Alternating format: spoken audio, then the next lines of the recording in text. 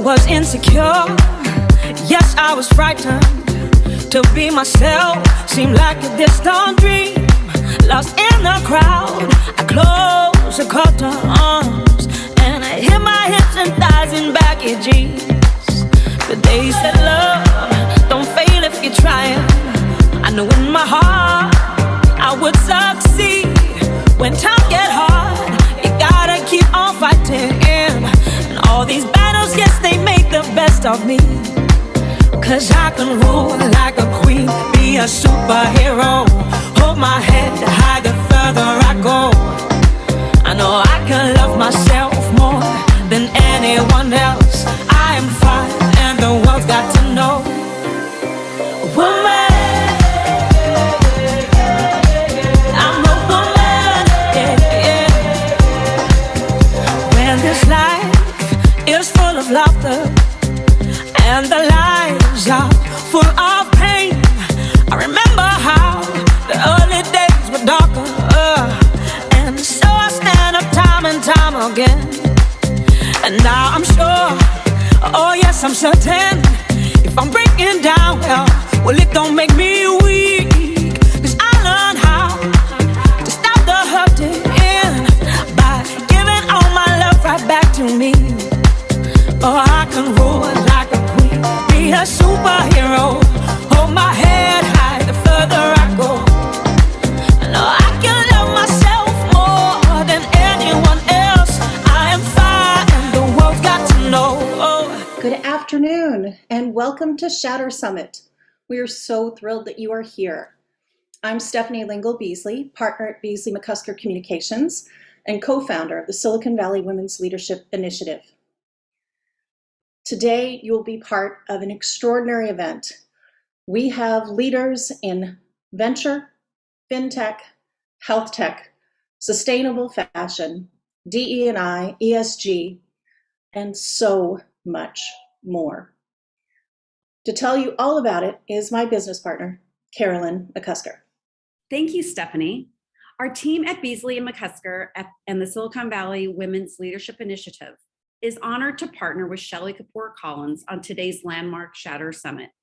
Shelly is one boundary-breaking woman. She's a venture capitalist working at the intersection of technology, innovation, and policy, focusing on investing in early-stage, female-led and founded technology startups.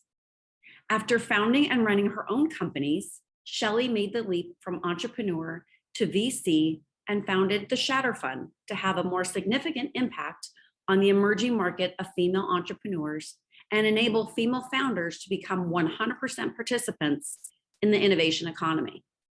Shelly was appointed to the National Women's Business Council by the Obama administration and served as vice chair of the Women in Public Service project started by Secretary Hillary Clinton while at the State Department. She also served as a national co-chair for technology for Barack Obama's 2012 campaign. And she worked alongside now Vice President Kamala Harris as a tech advisor. Earlier this year, Shelly joined Sway Ventures to continue her work backing game-changing female and diverse CEOs. Welcome, Shelly. Thank you so much. Thanks for having me, and I'm really excited to be here. Welcome, everyone. Carolyn, thank you for that kind introduction, and welcome to our audience. We're so excited that you could join us today. In 2021, we see the world informed by a female experience across industries in politics, venture, finance, business, journalism. We're in a more hopeful chapter for women's leadership. It's an inspiring moment, and it's definitely time. As trailblazers, as leaders, we need to come together and each do our part to invest in women in our communities so that we can ultimately, collectively have a global impact. And the importance of investing in women cannot be understated. The Shatter Summit Conference celebrates high-powered women who you're going to hear from today across all these industries that I just mentioned and their paths to inspire other women. Women's leadership isn't just about the right thing or attaining equality. Women's leadership is invariably about economic growth, prosperity, and societal well-being. There's a direct link between innovation and returns, and that is all fostered by diversity in business and in these industries. While tremendous strides have been made to break the glass ceiling, there are more glass ceilings out there. Today, only 23% of executive roles are held by women. Historically, companies with women founders perform 66% greater than those founded exclusively by men. At today's Shatter Summit, we're so excited to highlight and celebrate these women who have been fearless in shattering glass ceilings across these male-led industries. These women have progressed with purpose and they've made an impact. And with that, it is my great honor to introduce to you the first speaker, the WNBA's Commissioner, Cathy Engelbert.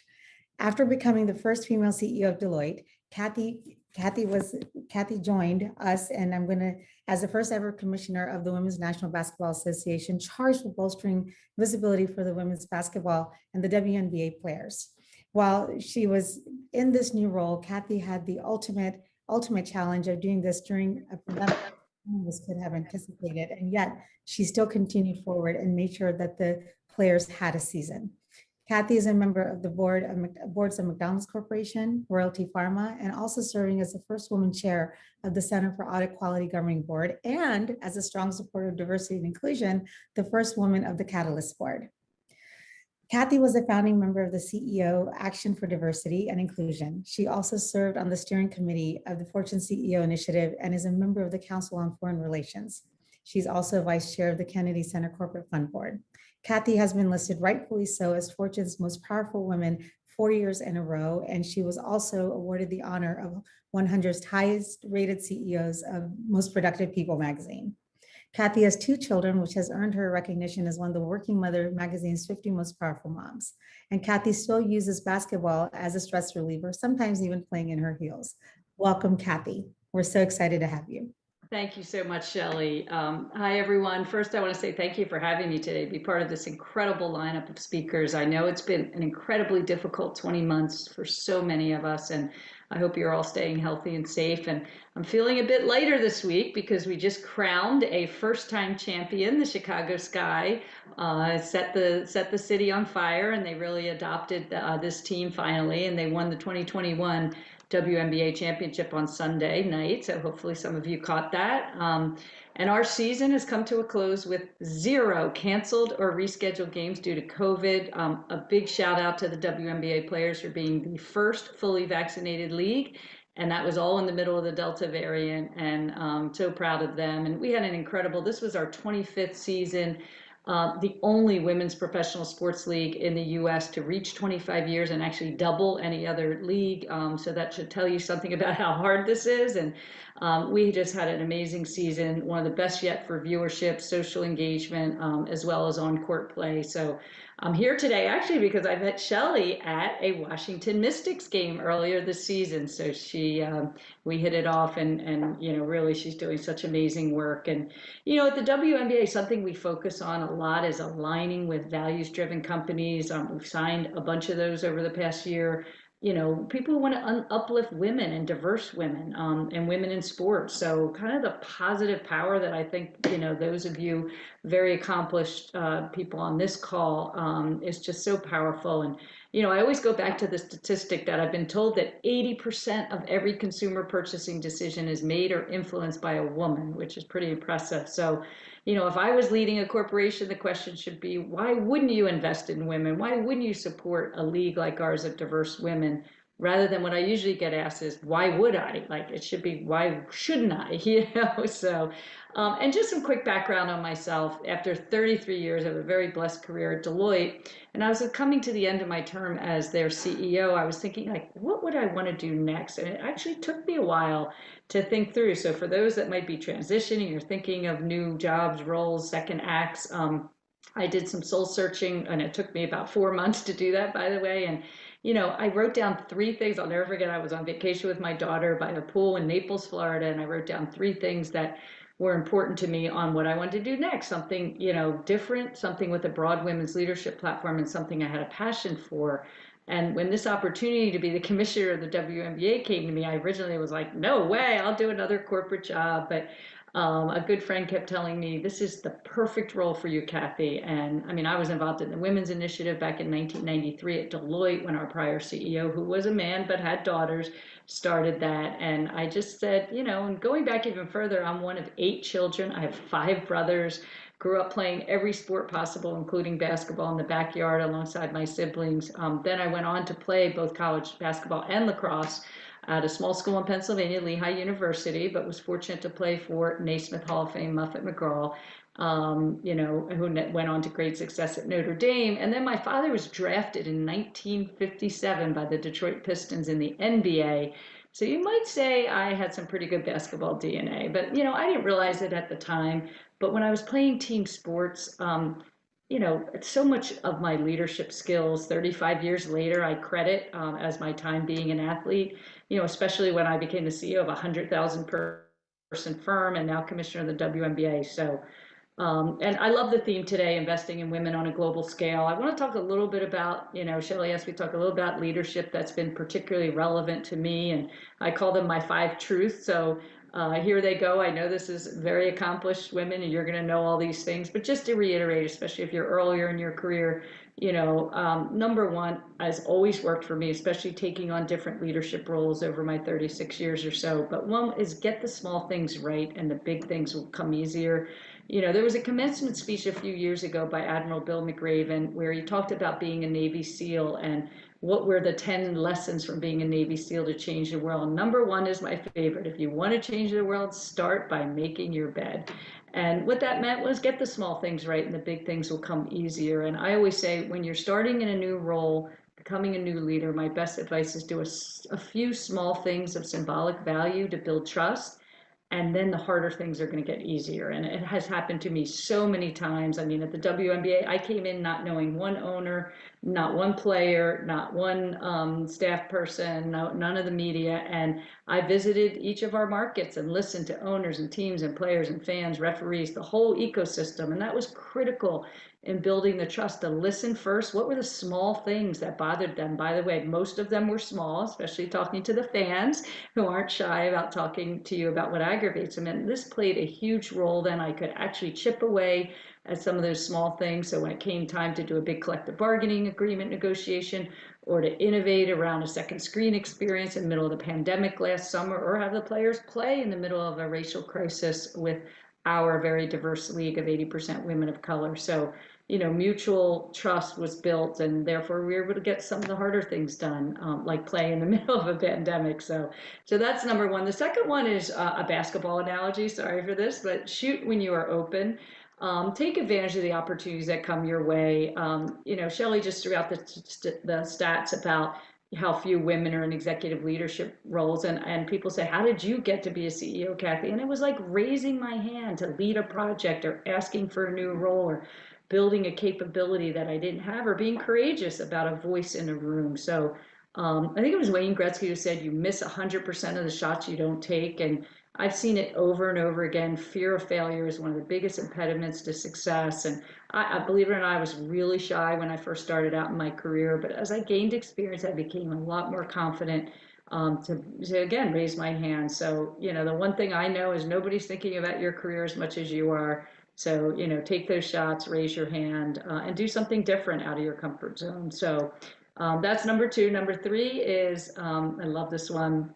And this was taught to me by a coach, be your best even in the most ordinary moments, because that will make you great in the extraordinary ones. So, that's, in sports, that's practice, prepares you for the big buzzer beater winning shot. But in business, it means preparation. And my coach used to say, if you could discipline yourself in practice, then when you got into the big game and you were exhausted or you were overcome with emotion of the competitive moment, your muscle memory is going to kick in because you've practiced over and over. And those ordinary practice moments would turn into extraordinary game moments. And, the recent pandemic's a perfect example. A crisis tends to accelerate and highlight issues that existed before the crisis, but it's also an opportunity to fix those weaknesses and turn those into extraordinary moments. So we had nothing shy of extraordinary last year. In our bubble in Florida, the players called it the wubble for the WNBA.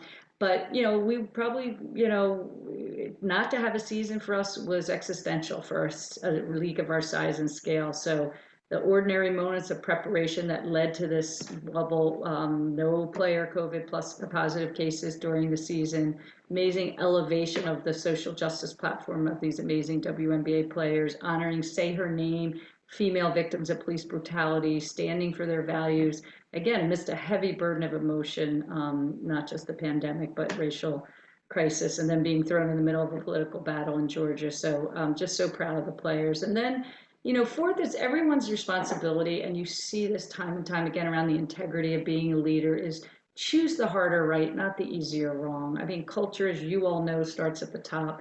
And it's hard. There's been many times in my career, especially in the past few years, when I've been faced with two paths to a decision and had to take the one that was harder and more challenging, but that I knew was the right one in the end. So always do the right thing. And sometimes doing the harder thing makes you unpopular. As a leader, you will get through that, I assure you.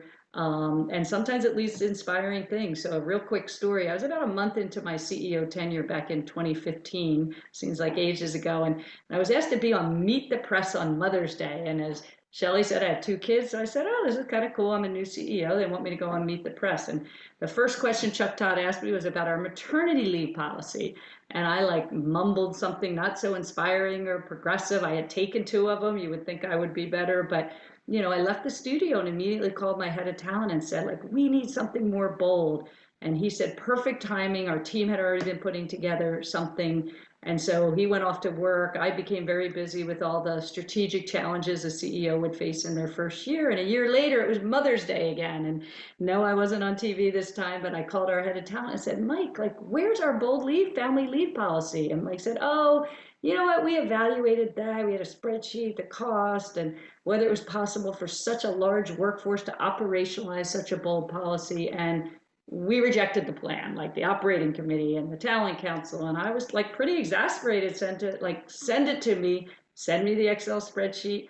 I knew the right thing to do at that moment in time in 2015 was to put in place a progressive policy for family leave, poked holes in the spreadsheet. That's the nice thing about being a CPA also, and made a decision it was the right thing to do. We put in an industry-leading family leave policy, not just for maternity leave, but for women and men, for paternity leave, for all family leave men, or sick parent, sick sibling, sick child, in addition to the happy time of parental leave. So I can't tell you how impactful it became. Handwritten letters we received from employees being there at the time of the need. And those who had rejected it were the heroes also. I made sure all the leadership knew that they were part of this. And, being there in a moment of need for someone is pretty amazing. So so many great stories coming out of that, of people courageously taking it and still getting the work done. So so it was the right thing to do. So my last lesson is use failure as a stepping stone, not a roadblock. Another quick story as I wrap here, and this will be more career advice. Back when I was a young partner at Deloitte, I think it was in 1997, I joined our new capital markets group working on complex financial instruments, and it took me a while to find my footing. And the first time in my career at that point where I wondered, had I made a big mistake, raising my hand to do something different. I actually almost quit the firm. There was actually a more experienced partner in the group who told me, we don't need you. We already have experienced people like you. But after 6 months of hating it, I became determined to stick with it. And soon this created a platform. I built a very large network, meeting with hundreds of CFOs and treasurers around the country. Ended up being in the group for 4 years, and eventually meeting a leader who became my sponsor and helped me along my path to CEO.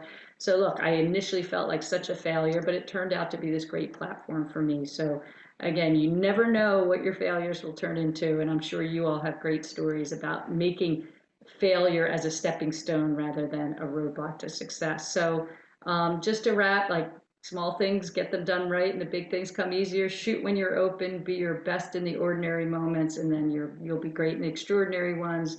Choose the harder right, not the easier wrong. And finally, use failure as a stepping stone, not a roadblock. So as I said a few minutes ago, this group has just such collective positive power that may be unmatched. I don't know you all that are on this, but I know you all do great things. So thank you for that. Thank you for the support of the WNBA players, because I know this group enormously supports these amazing, diverse women. So with that, I hope you all enjoyed today's lineup. Hopefully that was a little warm up for you. And Stefanie, back to you.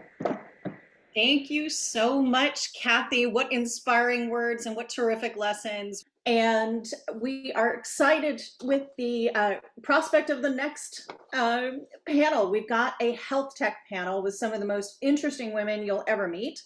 Our moderator today is one of those incredible women. She is Delphine O'Rourke, partner at Goodwin's Life Sciences Group and a leader of the women's health and wellness practice. She is a health law subject matter expert and provides strategic guidance, technical expertise, and regulatory counsel to clients. Additionally, Delphine is a fierce advocate for founders in women's health and partners with them along their journey, providing them with critical, strategic, and legal advice. Welcome, Delphine. We're so thrilled to have you. Thank you, Stefanie. On today's panel, we have 4 extraordinary leaders. Susan Solinsky is a founder, CGO, and COO of Ellipsis Health, the first AI-powered, speech-based vital sign to both quantify and manage depression and anxiety for scalable behavioral health. It's just amazing. Susan is a serial entrepreneur. She's a thought leader in healthcare. Susan's a Princeton grad, and she's a founding NLP at How Women Invest and the director for the Women's Health Tech Challenge for HitLab. Nosheen Hashimi is a tech veteran, entrepreneur, investor, and philanthropist. She is a founder and CEO of January AI, which is a precision health company that harnesses the power of artificial intelligence to help predict, postpone, and manage chronic disease. At June 15th of this year, January AI was honored by the World Economic Forum, yes, the World Economic Forum, as a 2021 technology pioneer. Jenifer Luisi Dasho is the CMO of Everly Health, which was formerly Everlywell, which is the digital health company at the forefront of the $300 billion virtual diagnostics-driven care industry. Everly Health serves over 220 million people annually with over 900 employees. Its subsidiaries include Everlywell, Everly Health Solutions, and Everly DX. And prior to joining Everly Health, Jenifer led consumer and creator marketing at Pinterest and served as Trulia's head of brand. Kaitlin Christine is CEO and founder of Gabbi, a femtech company aiming to solve delayed diagnosis of preventable diseases that affect women, starting with breast cancer. Kaitlin is a breast cancer survivor and an ovarian cancer previvor who has made it her life's mission to empower women to understand their bodies and advocate for themselves. I'm thrilled to be on this panel and to have time with my amazing friends and partners in women's health. So great to see everyone. Kaitlin, Gabbi is an extremely personal journey. And it would be great if you could share with us how it came to be and your mission. Sure. Thanks, Delphine. Pleasure to be here with you and all these other fabulous women. Yes, like you said, Gabbi is a very personal mission for me. I started Gabbi after I lost my mom to a delayed diagnosis of breast cancer. And shortly after, I found my own breast lump and just had to fight to get a physician to take me seriously. I was in my early 20s and I was being told I was too young or there's no way it could be breast cancer. I eventually chose to have at the time what was considered a preventative double mastectomy. And in surgery, I was diagnosed with breast cancer at age 24. I then went into healthcare. I was working for the world's leading genetic testing company, Myriad Genetics. And that's when I had this light bulb moment of realizing what happened to my mom, what happened to me was not a one-off incident. My mom and I were actually not unique, that women didn't understand their risks and were experiencing a delayed diagnosis every day all around the world. So I then developed Gabbi, and we've created an AI algorithm that can predict a woman's 2-year risk of breast cancer, give her a personalized action plan, and then navigate her to an early detection. it's just amazing. Absolutely. But the story and what you're doing, and this is why it's the Shatter Summit. This is just so inspiring. So you're meeting a need, you're solving for a need. I'm going to turn to Susan because we know that mental health, we're in crisis. Behavioral health for children, for adults, COVID is only exacerbated. So tell us about Ellipsis Health. Tell us your mission. Tell us where you're going. Well, first of all, it's just an honor to be here today with the women on this panel and have the opportunity to introduce Ellipsis Health. So thank you to Shelly, Stefanie, and Carolyn for creating this incredible community around women. And thank you, Delphine, for leading this important conversation on AI. So yes, at Ellipsis Health, we use voice to create objective and scalable measurement tools for depression and anxiety. And during the past 19 months, we've had to deal with this very changed world. The pandemic has also created an epidemic for mental health. All of us know someone who's fighting depression and anxiety right now, a parent, a coworker, a child, maybe even yourself. So far this year, 4 in 10 adults have reported symptoms of anxiety or depressive disorder. And on average, people struggle for over a decade, 11 years, with symptoms of mental health before they get treatment in the US. That's just not good enough. There's no blood test, no vital sign. We have no blood pressure cuff for mental health. So that's the problem we're solving. We're trying to solve for the fact that there isn't a scalable way to screen and monitor mental health outside of a lengthy mental health professional assessment, or we use paper or digital surveys and they haven't changed in decades. We expect people to self-report that they have depression and anxiety symptoms, and we ignore their education level and their cultural background. And then if we do identify them, how do we measure what's working and what isn't to help them regain their health? So we're changing this narrative. Using AI, our technology takes in voice, and with the permission and consent of the person who is speaking, we're able to return back clinical grade scores for anxiety and depression to care teams. So why voice? Simply put, voice is all around us. It's what we're using today. It's natural, it requires only a microphone, it's supported by speech technology everywhere. And spoken language is valuable as a biomarker because it's low stigma and it's a non-invasive way to measure behavioral health. And free speech is truly a window into the mind. So our vision is really to screen and monitor mental health at scale so that every person has equitable access to care. Access, that's so important, because if we're going to solve solutions and gaps in our current healthcare system, it needs to be accessible to all. So I'll turn to Jenifer because, scalability, you've had an explosive year. I mean, at every level. So tell us about that. Tell us about your vision. Tell us about your growth. Tell us about what's next. Absolutely. So nice to be here. And I couldn't echo the group more about how just exciting it is to be speaking and hearing from such fabulous leaders. So Everly Health is committed to transforming lives through modern diagnostic-driven care. We believe that better health is achieved when everyone, this accessibility concept, has access to fully integrated digital care. And to make that happen, we need to relentlessly push against challenges in healthcare like transparency, cost. Cost is really important, cost is really an issue, and most importantly, this idea of the unpredictability of cost. It's a really big issue for people, and it keeps a lot of people out of the healthcare system. The sheer amount of time it takes to coordinate your care. I'm a mom, I've got 2 kids, I coordinate care for my family, so that's coordination times 4. And when it comes to cost or accessibility or convenience, what happens is when you have experiences that don't meet a person where they are in their life, they opt out. And so you have to build products that meet people where they are. We often hear from our customers that they equate their healthcare system to the DMV. And we know that if your comparison point is the DMV, people are not going to be putting their healthcare first. So at-home lab testing, which is where Everly Well started, and telehealth, which is where PWN started, and the combination of those 2 organizations are now Everly Health, is really a way where we can bring and provide testing and telehealth support where people are in their lives at any given moment in time.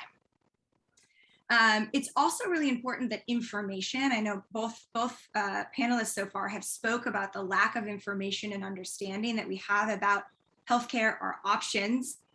Presenting that and giving people access to that in really straightforward and insightful ways is incredibly important. We all know data for data's sake isn't really going to solve the problem, but we need data presented in a way that's clear and digestible.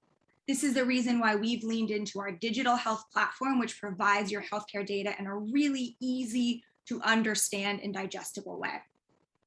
I think last, something that's really important that we've been focused on is, quite frankly, people don't want to make trade-offs, which for their healthcare, they really shouldn't have to. And oftentimes there's been this dichotomy of either it's the doctor-led system or it's the self-directed system. And in the self-directed system, you're trading convenience for quality. And we just fundamentally believe that's a trade-off no one should have to make. And we are going to continue to push against that and do everything we can to build products that people want to use, that are clinical and credible, and make it really easy for a broad set of people to have access to quality care. You know, I'll just make a connection with Cathy's comments where, you know, women are the CFO of the home. We're also the chief medical officer of the home. So when you're investing in women, you're also investing in every member of the family. And now there's more and more data that we're making decisions for 3-4 generations. So this is about investing in women. It's about investing in our communities. It's investing in family. And it doesn't have to be a trade-off. I mean, that was the dialogue around telehealth for so long. If you're going to have telehealth is going to be a trade-off between quality care and accessibility. And that's proven not to be the case. Yeah. And meeting the patient where she is so critically important. Nasheen, one of the biggest challenges right now is talent. And we all know that the talent is so critically important. And in all aspects of healthcare, whether or just overall, whether it's because of the recession, or we're seeing that there's shortages of healthcare workers and hospitals are having to close down COVID wings. How are you handling this? You know, because I mean, you're solving that problem. So would love your insight. Thank you, Delphine. It's such an honor to be with this group of women. I'm so pleased to see women starting and managing unicorns, which is something I have worked towards for the last 25 years in the Valley. So this is a great honor. About talent, yes. So talent is generally, you know, post-COVID, we're seeing a very interesting trends. We are seeing the Great Resignation. I don't know if how many people have seen those words, but the Great Resignation is happening, and you can see that a lot of people are on the move. So sometimes you're losing talent, and sometimes you're gaining talent. But people have fundamentally stopped to, you know, they've sort of paused and are thinking about how they're spending their careers, how their lives, and they're basically looking for more balance and looking for mission-oriented companies where they can really dedicate themselves to. And the work that they do, they really want to tie that work to something truly meaningful to them. So we're seeing a huge amount of movement in talent. But I think that we would like to see a lot more talent in healthcare. And I think a lot of traditional best and the brightest technical talent has gone to big ad tech companies like Facebook. And we are really hoping that people are going to move from the attention economy, which most people agree has been harmful to our society, towards vital sectors such as healthcare, where we can actually save lives. So we are fortunate to be a multi-omic precision health company, AI-based, and our foundational IP is around AI. And we take data from wearables and from self-reported data, and we predict people's blood sugar. So we work in cardiometabolic disease and health.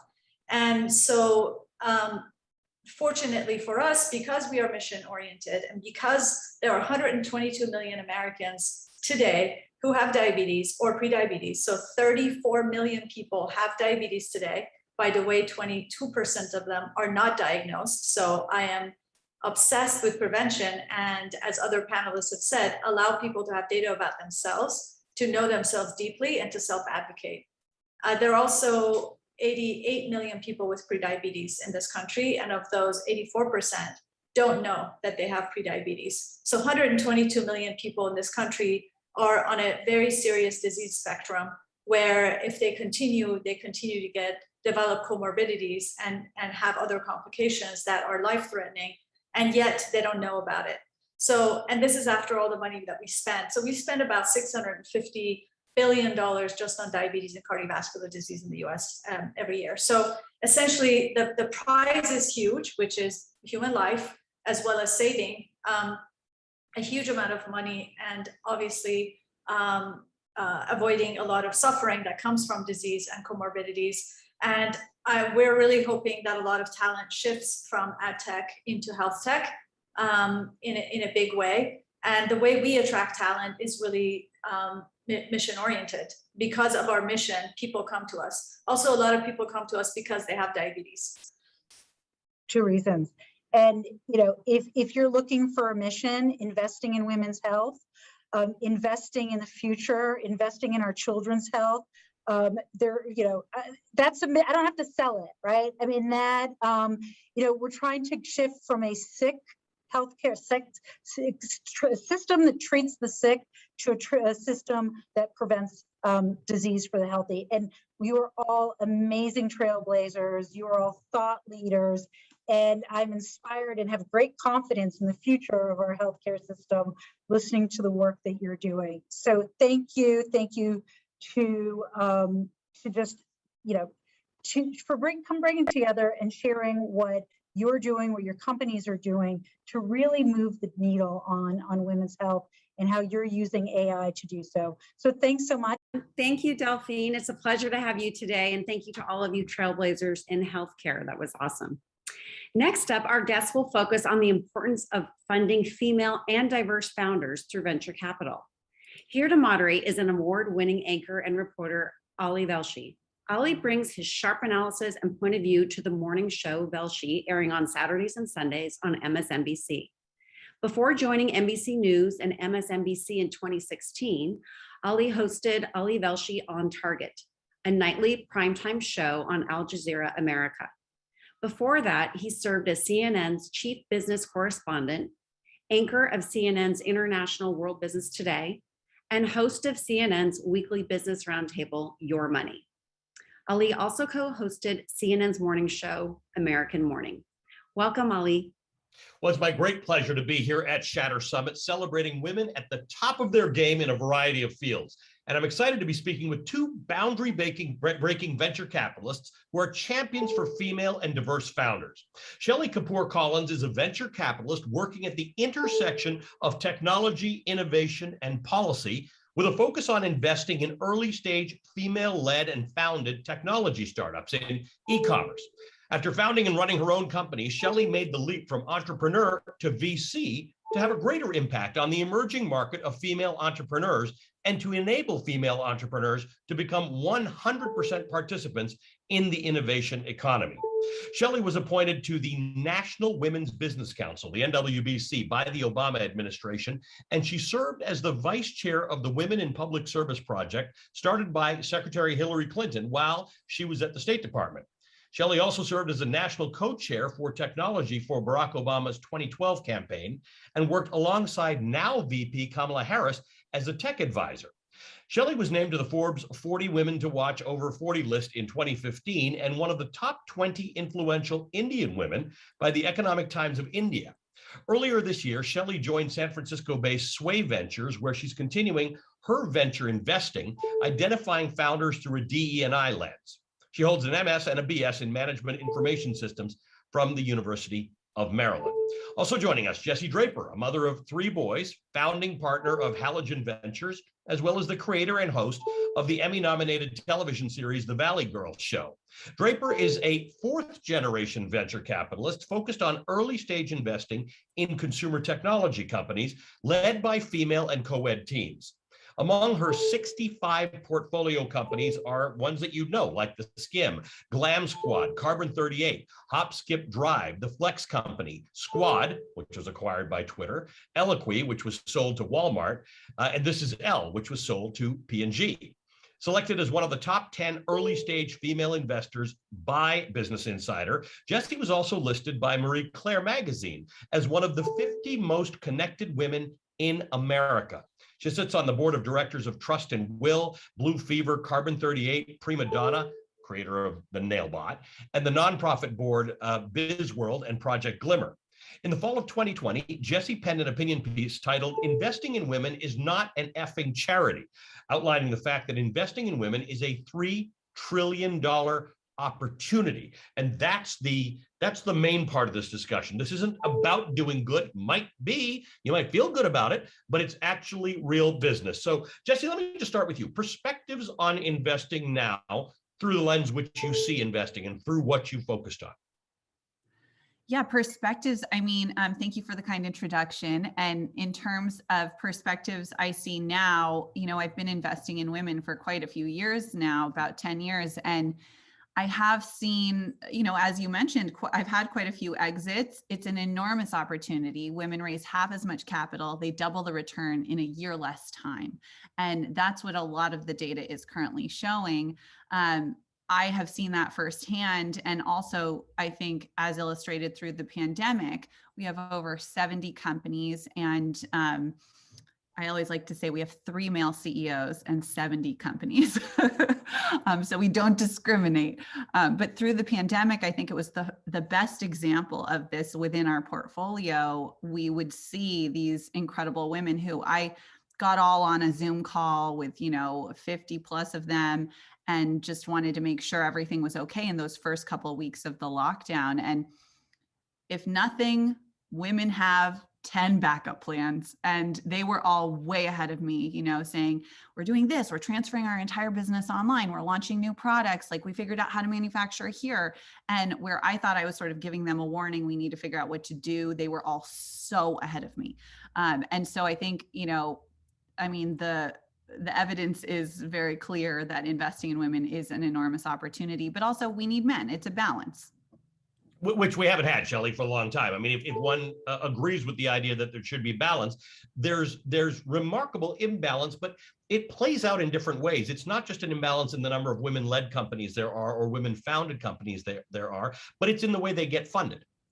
That's exactly right. That's exactly right, Ali. And what I would add on to what Jessie is saying is, you know, look, women are the best multitaskers out there. We can keep priority A, A1, and A2 all at the same level. So look, when I started the Shatter Fund, it was the first generation of funds, right? My goal was simply to get access to capital into the hands of female entrepreneurs. Fast forward 18 investments later, all in consumer tech, leading brands like Glam Squad. Jessie and I are co-investors in Glam Squad together. That's a big part of how we met. And as well as Urban Sitter, Fitz Frames, Hintwater.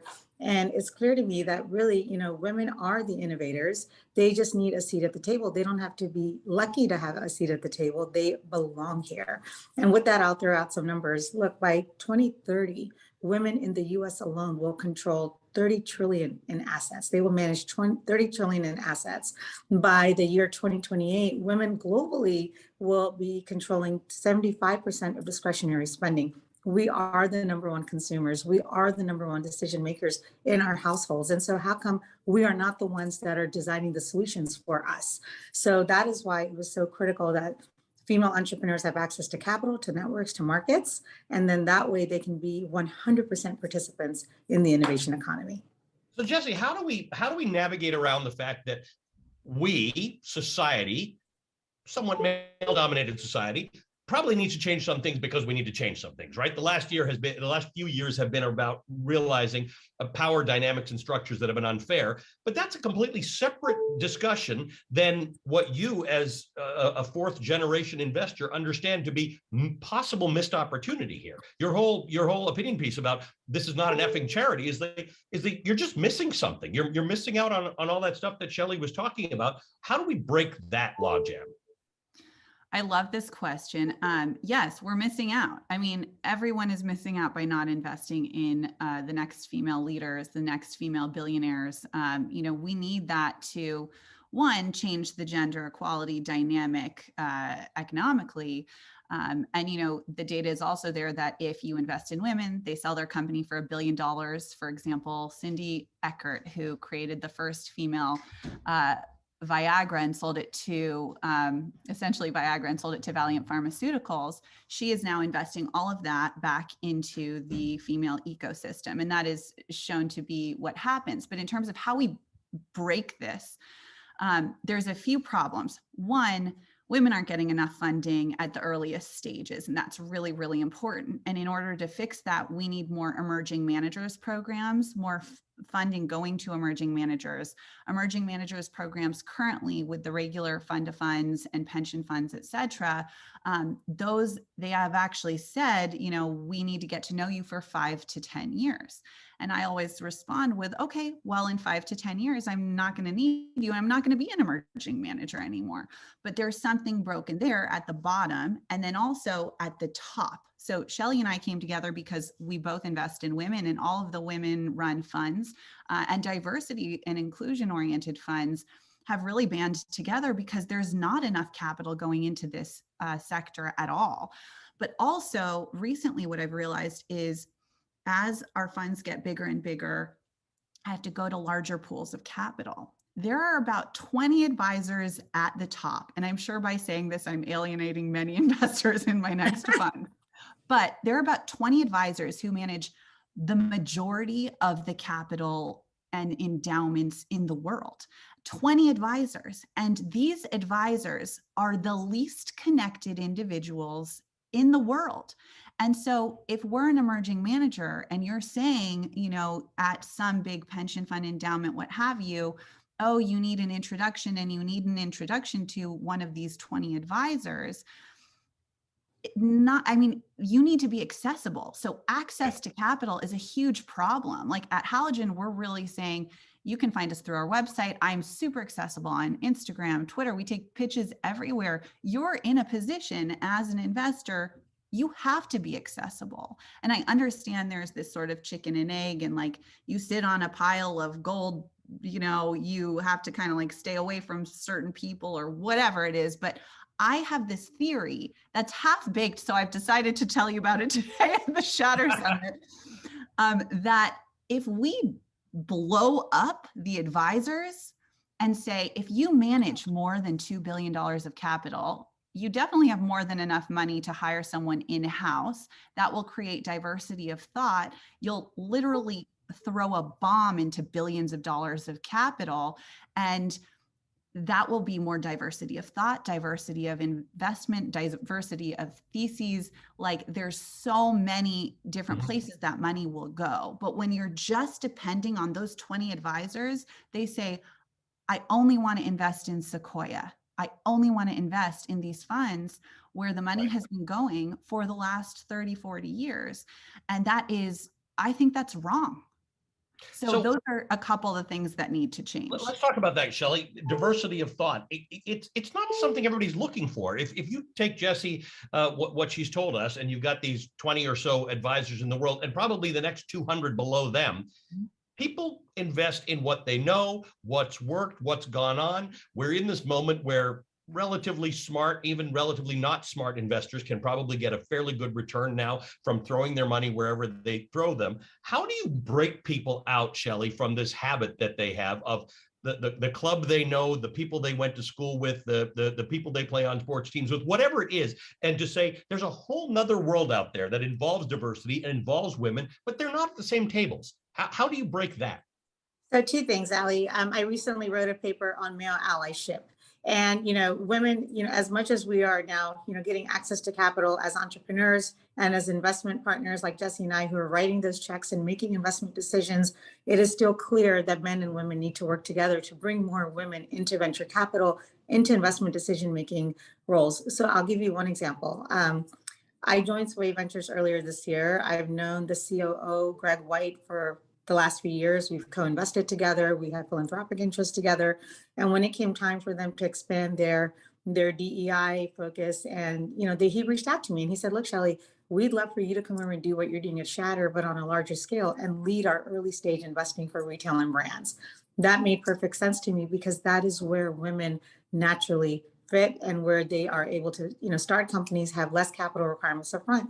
But the point of that little anecdote is that Greg White was the one who brought me into it. He opened that door for me from an investment decision-making process. And I'll even cite two other examples outside of venture. Look at Joe Biden. He had to pick Kamala Harris, who's, someone that I've known since her district attorney days as his running mate for her to be able to become that vice president that we've never had, that historic vice president. Look at Derek Jeter. He gave Kim Ng an opportunity to become manager of the Marlins, general manager, which has never been done before. So that male allyship, whether it's in venture, sports, tech, finance, it's all critical.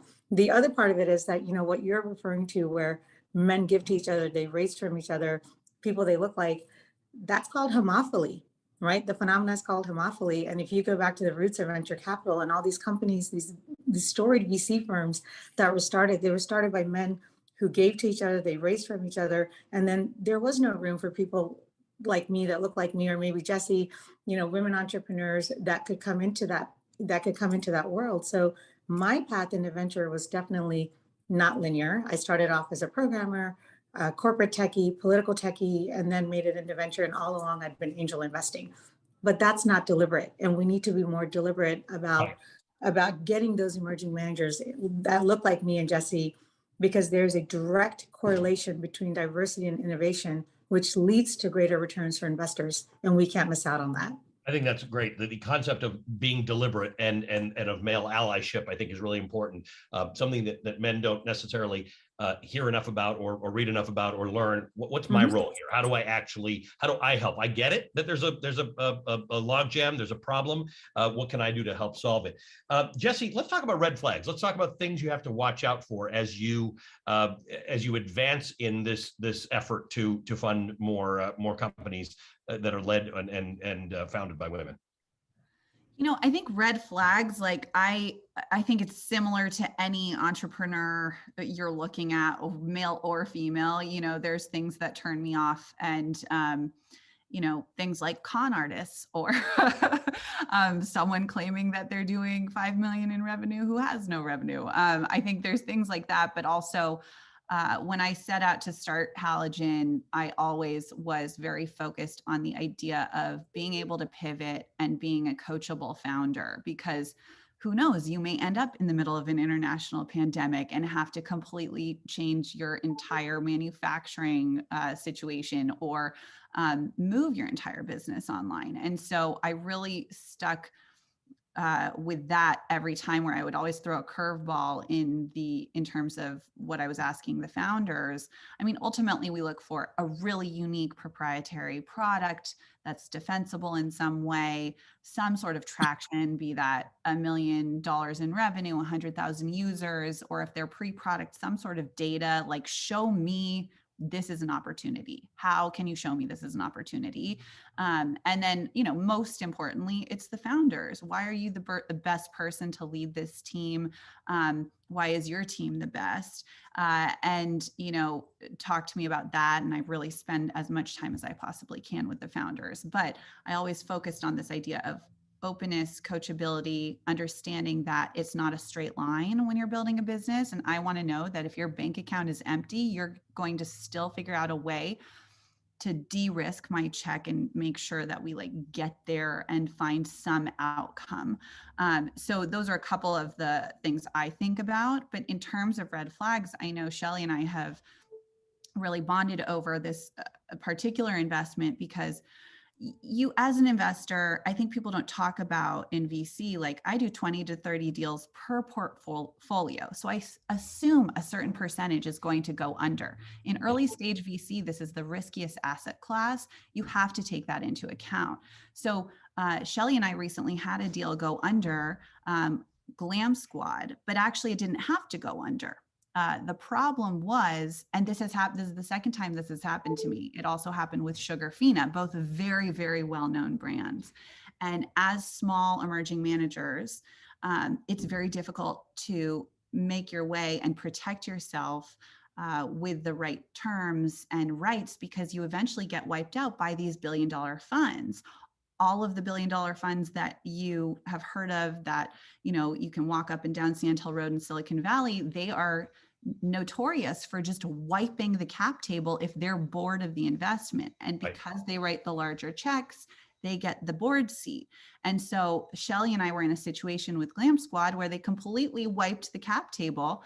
And she and I were sitting there being like, wait, what? And we didn't even know what was going on because we didn't have the board seat, and we could have very well, with our connections, et cetera, helped them be acquired, find a better outcome.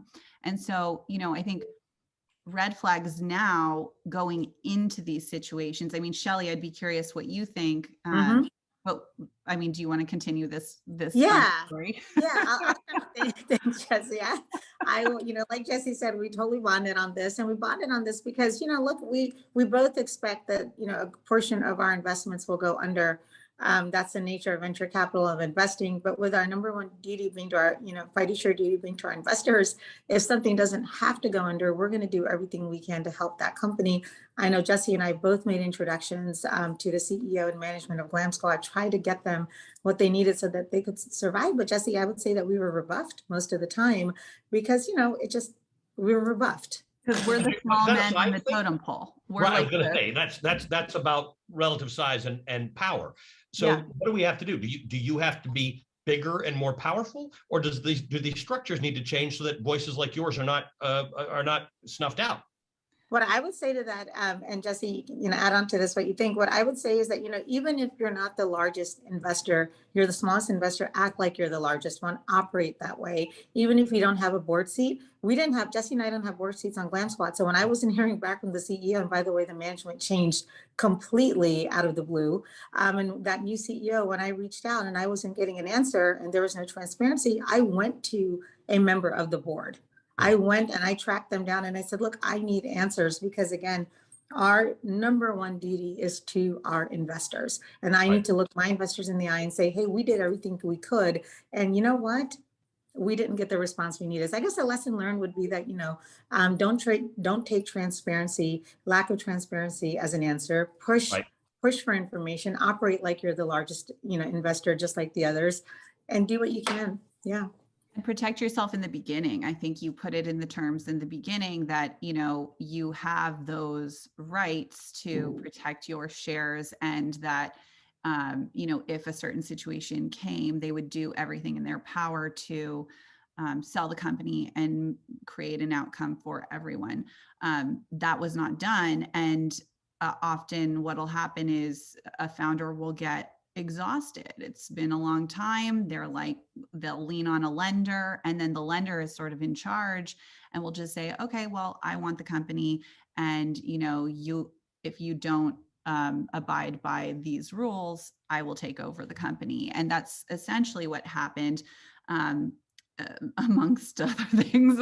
But I think this happens so often for the smaller investors. And I think as a founder also, you need to remember that you have a responsibility to do everything in your power to make everyone back their investment. So Shelly and I are now out of the deal, as are SoftBank, NEA, numerous others, where that could have been avoided. And now someone else is running a soon to be very successful business.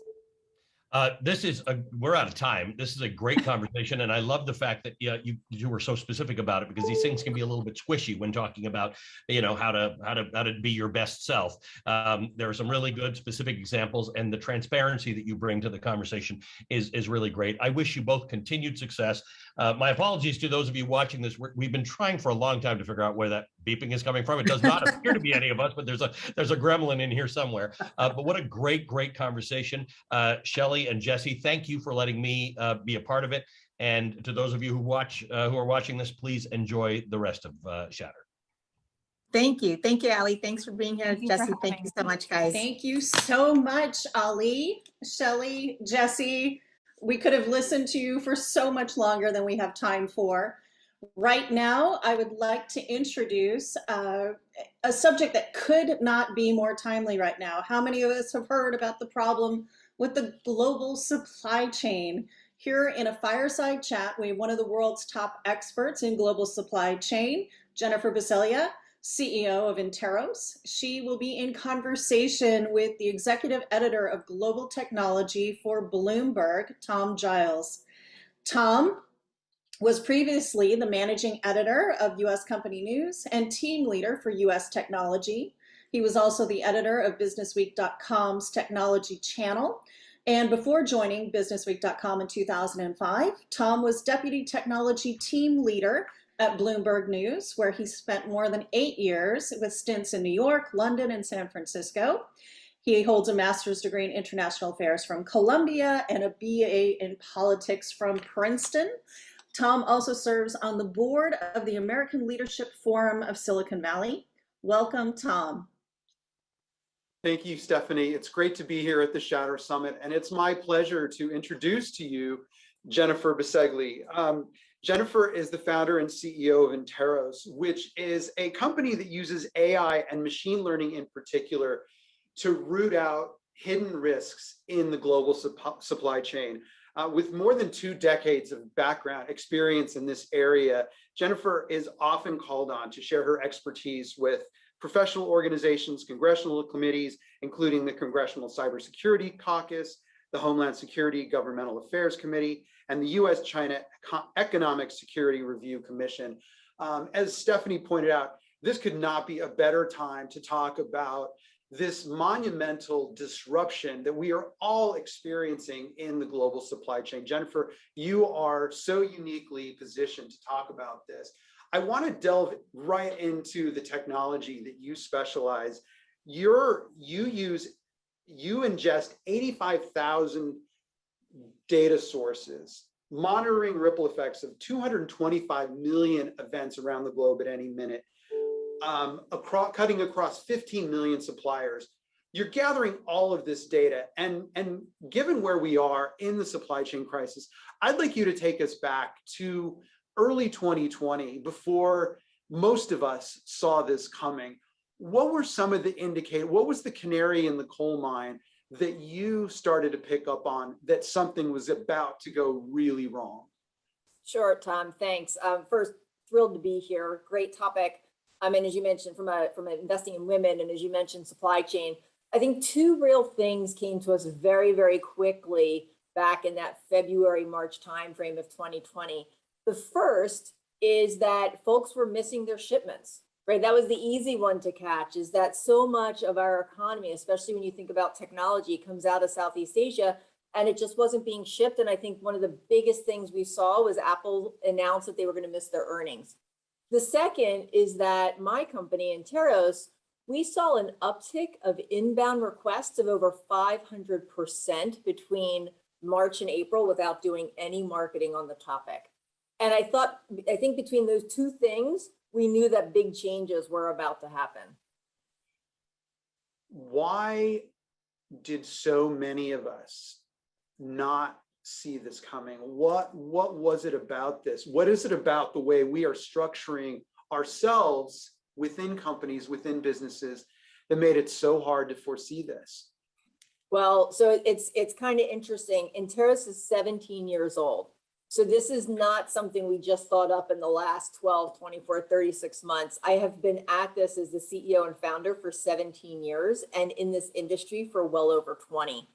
And I remember I started this company in 2005, and within the first 3 to 5 years, had someone from one of the bigger services companies take me out for a drink and said, really, you're going to bank your whole career and your whole company on this concept of supply chain risk?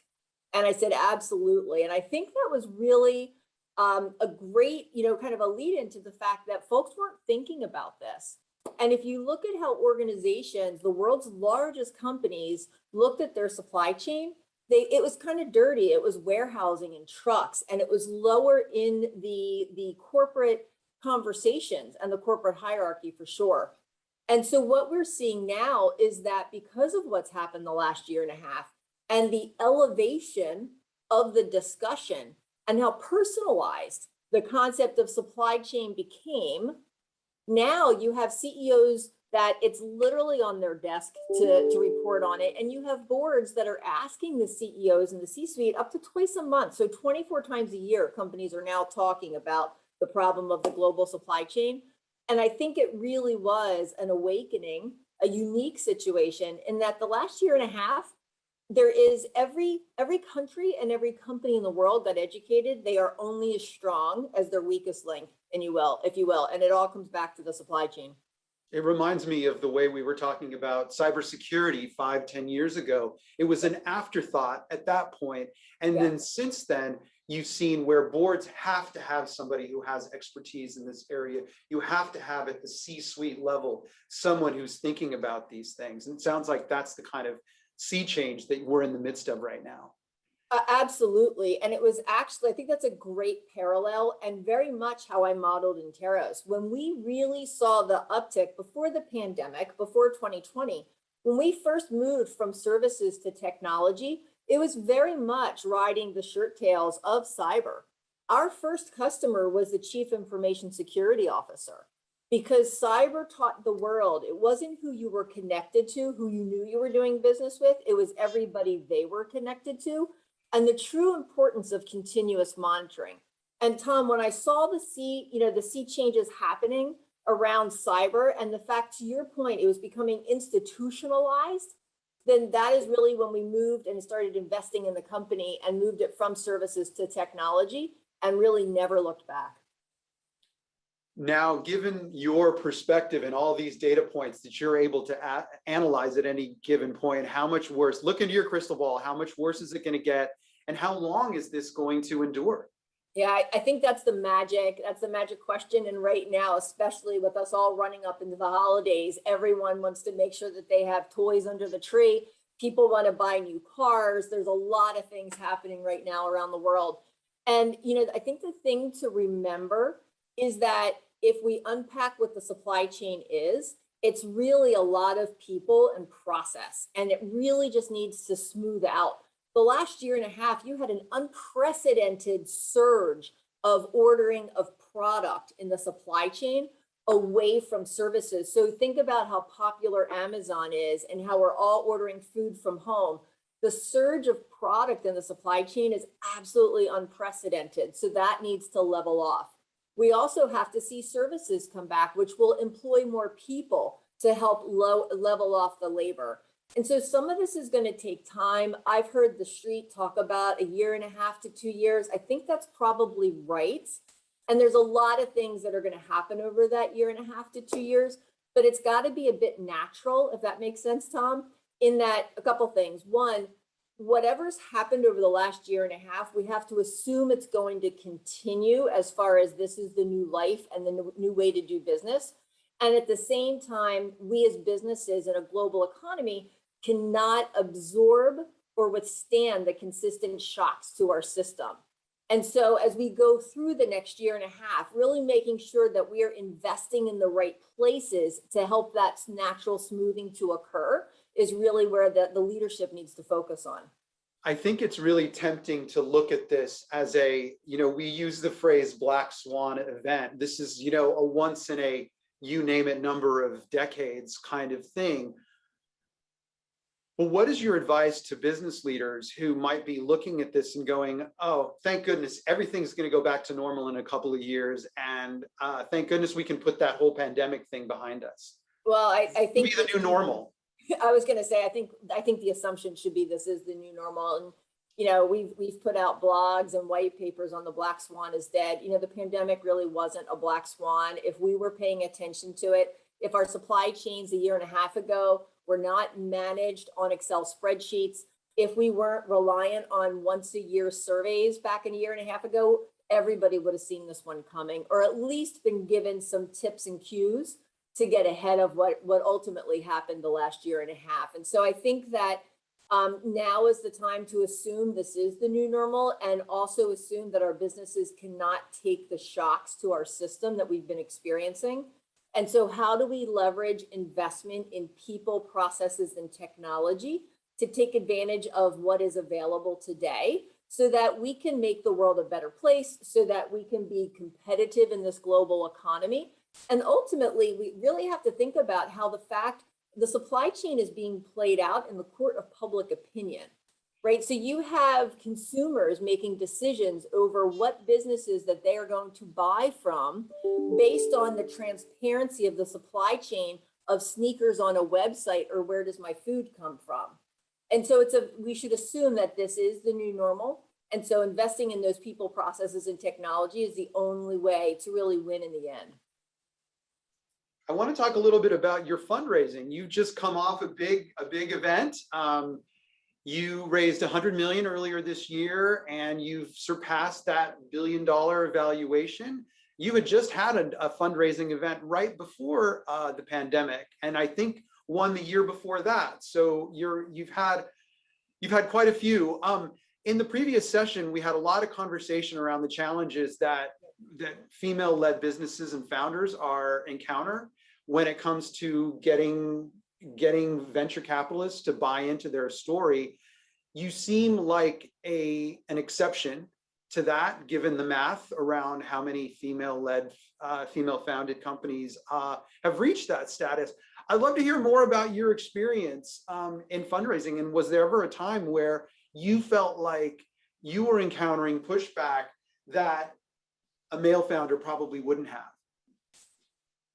Yeah, so a couple things there. One, I was thrilled and privileged to listen to some of the last panel, and I took some notes that Jesse was going through. You know, to your point, Tom, we have raised 3 years in a row. So I bootstrapped this company for 14 and a half years, from 2005 till 2019. Excuse me, we closed our Series A 2020, as you mentioned, the month before we all went remote. So last February, closed my Series B, and just finished up 100 million for a Series C. And I hope I'm done for a while. It's just, you know, the market's hot, and it's a good time to take advantage of that. I think that something that Jesse said is really a conversation I've had many times with other women investors and those being invested in, is we need to see more women create investable businesses. And so what do I mean by that?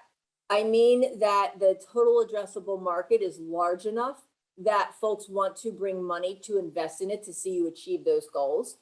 I think it's leveraging, in my world, it's leveraging technology, artificial intelligence specifically, so that it's big and can solve problems. And then making sure that you're surrounding yourself with people that the investors need to see, believe in, partner with, and want to invest in. And so I think Jesse made a really great point. My Series A investor and I tell this story all the time, that, you know, I had a 45-minute meeting to pitch Kleiner Perkins, and I walked in and Ted Schlein met with me one-on-one, canceled his next meeting, and spent an hour and a half with me. And part of it was we hit it off. Part of it is he understood immediately how big the addressable market is, and he believed in the technology we were going to build. But there was a large belief in me. And I think fast forward to my Series C at a $1 billion valuation, $100 million, that was all about the TAM. It was the 3 T's, as my investor called it: the TAM, the tech, and the team.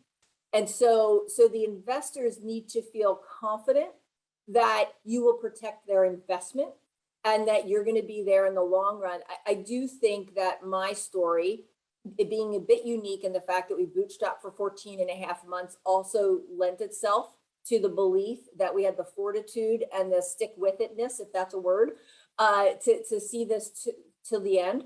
But I think it's ultimately what got me here. What is, when founders come to you, when entrepreneurs come to you, male, female, I mean, what are some of the most important pieces of advice that you pass on to them, particularly when they would say to you, but I have that investable, you know, I have a TAM, I have an investable technology, but I'm encountering opposition, I'm encountering challenges. What are some of the best pieces of advice that you would have for people in that position? You know, I think that if you're able to very easily explain the total addressable market, the TAM, how you're going to capture that, and you have the right people you're surrounding, so very easy and transparently, I think that's a real big deal. I think also some of this, right or wrong, does come down to a bit of chemistry, is in, can we work together? Because not always is it going to be a good news story when you're working with your investors and your board. So making sure you have some level of trust, because they're trusting in you, but you're also trusting in them, right? So 3 years ago, I owned 100% of my company. Today, I don't. And so now I have let people that I've never met before the last 12, 24, 36 months into my business, into my family for all intents and purposes. And so I think there's getting the business right, getting the approach to market right, and making sure that you have that chemistry so that in the good times and the bad, you're able to get through that as a partner with your investor. I am incredibly transparent with my investors. I used to talk to them every week, maybe now every couple of weeks, because obviously things got a little bit busy. But I have a phenomenal relationship with my investors, and that's really what's worked well for us. That's a huge risk. You talked about how your ownership stake you have made a conscious decision, and you've had to let that diminish over time, hopefully not too much. How do you know when to make that hard decision to say, okay, you're somebody I'm going to let into this family, this business, and see that really vital asset, which is ownership of this thing you created? Yeah, it really just goes down to, I tell people I'm from New Jersey, and pretty simple, but it really comes down to basics. There's a level of trust, and there's a bit of what can you do for me? What's in it for me? And so the investors are looking at you to say what's in it for them. Will you be able to multiply my investment 4 to 5 times in the next 3 to 5 years? And for you, how can they help you achieve the dream for where you think your business can go? Is it introductions? Is it introductions to customers? Is it introductions to other technologies to partner with? Is it go-to-market partners? There's a little bit of how do you use each other in effort to achieve the goals and the ultimately the desired outcome. I will tell you, to your point, when I started taking on investments for my Series A, I had several folks that had known me for years that were like, wow, you're giving away your company, you're giving away your company. To your point, though, as long as you do this smartly and you surround yourselves with really smart mentors, we're going to be okay at a percentage of $1 billion valuation. And I think that if you're focused on the long game and you're focused on the big picture of what you can accomplish, I started in the world of supply chain, which isn't really sexy. It's not very female dominated, over 20 some years ago. And I tell people, it's really, like I said, it's not sexy, but it pays the bills. I'm not real fun at a cocktail party, but right now it's incredibly necessary. It's a board imperative for every company around the world, especially those in the public domain. And so now we can see, the fruits of our labor. Last thing before I let you go, Sure. I'd love to get your, in a lightning round, you talked about being glad that you don't have to go into fundraising mode anytime soon. What are there metrics you're looking for before you take that next step, whether it's another series or even starting that conversation with bankers about, the next step and whether it's a public market debut? The biggest thing for me is making sure that we have just raving fans as customers. It's all about go-to-market and customer stickiness right now. That's our big metric. Thank you so much, Jenifer. Great conversation.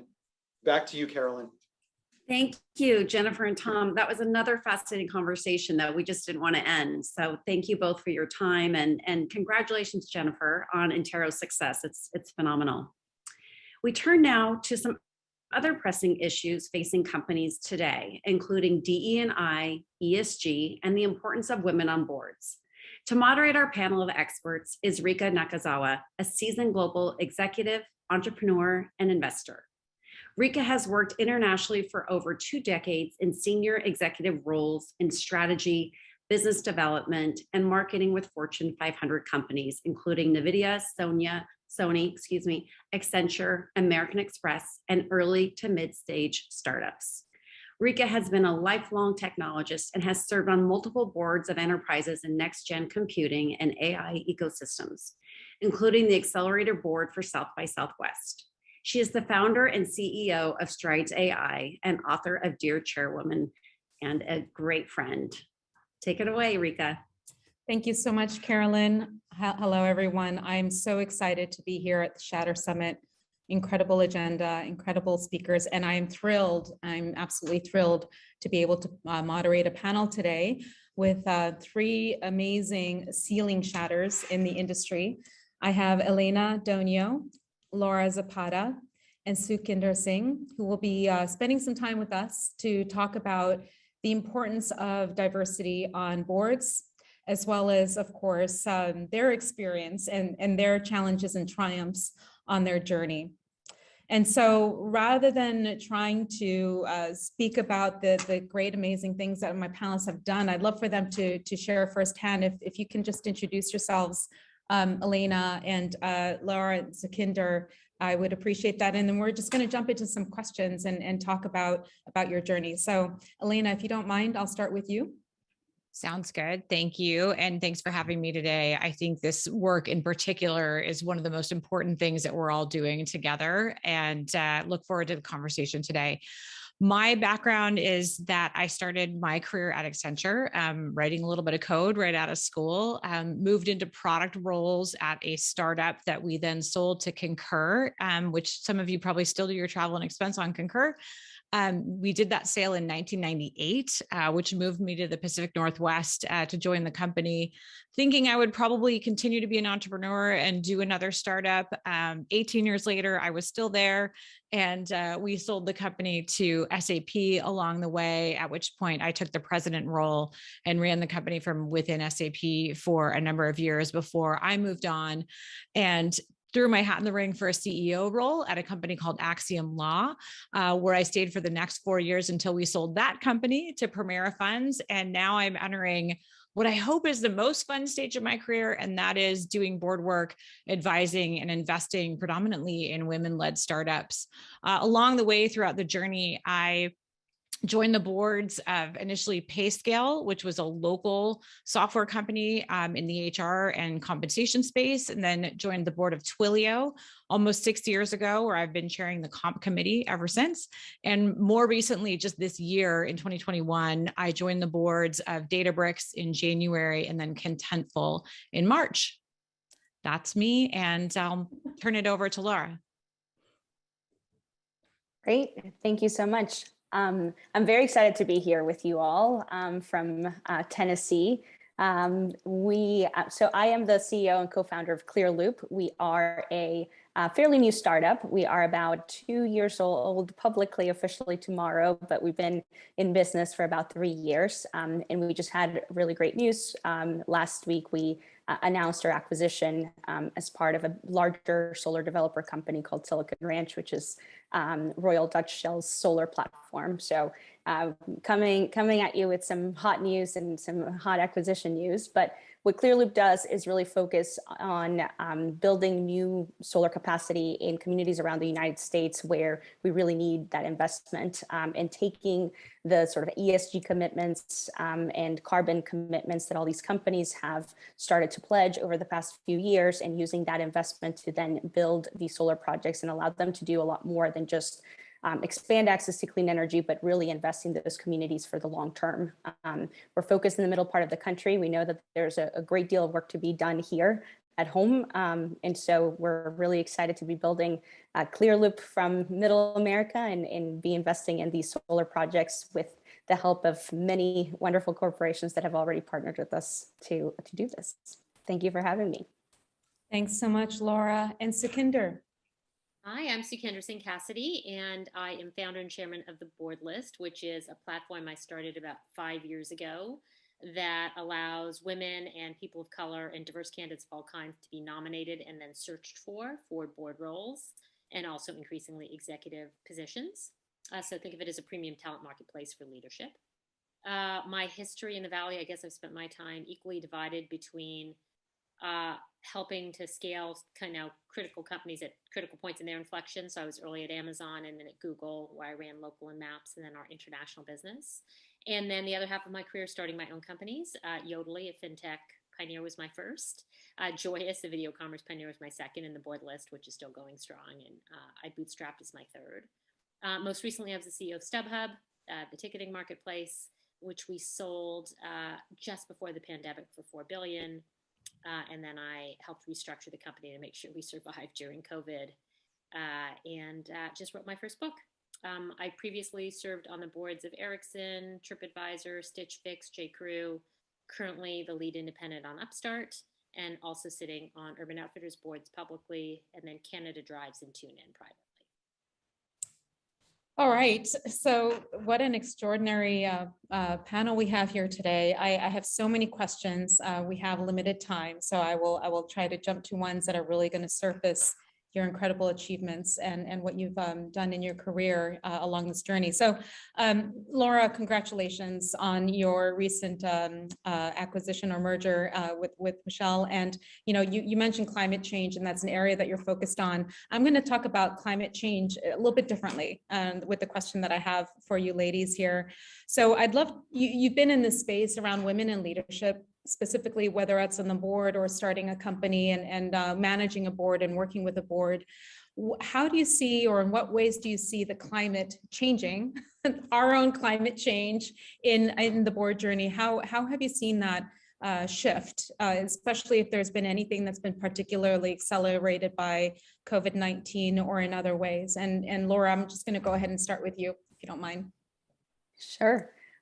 So I will tackle the climate change issue with the fact that for us, what we've seen, and as we've built ClearLoop, this is my first company that I founded. I was in politics and in tech and government before this, and so for me, what I've seen over the past 3 years is really the important role that boards are playing in making companies be more accountable for some of these goals that they have around whether it's ESG or D&I, and really measuring those outcomes and finding out a little bit more what's behind those commitments, those PR commitments. I spent a great deal of time doing communications for politicians and at Uber. And so it was always, sort of what is behind that claim, what is behind that commitment. And I think what we're seeing, at least the success that we've seen at ClearLoop so far, has really been driven by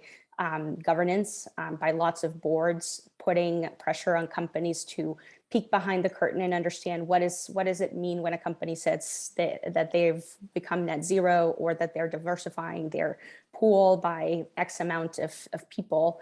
And I think that has led to more creative solutions for companies, and for companies to look out into the world and be able to find companies or resources that actually allow them to think a little bit more creatively about those commitments. And so, for us, we're sort of on the receiving end of that, because companies are coming to us because we're building in places like the Southeast and the Midwest, places that haven't been traditionally invested in.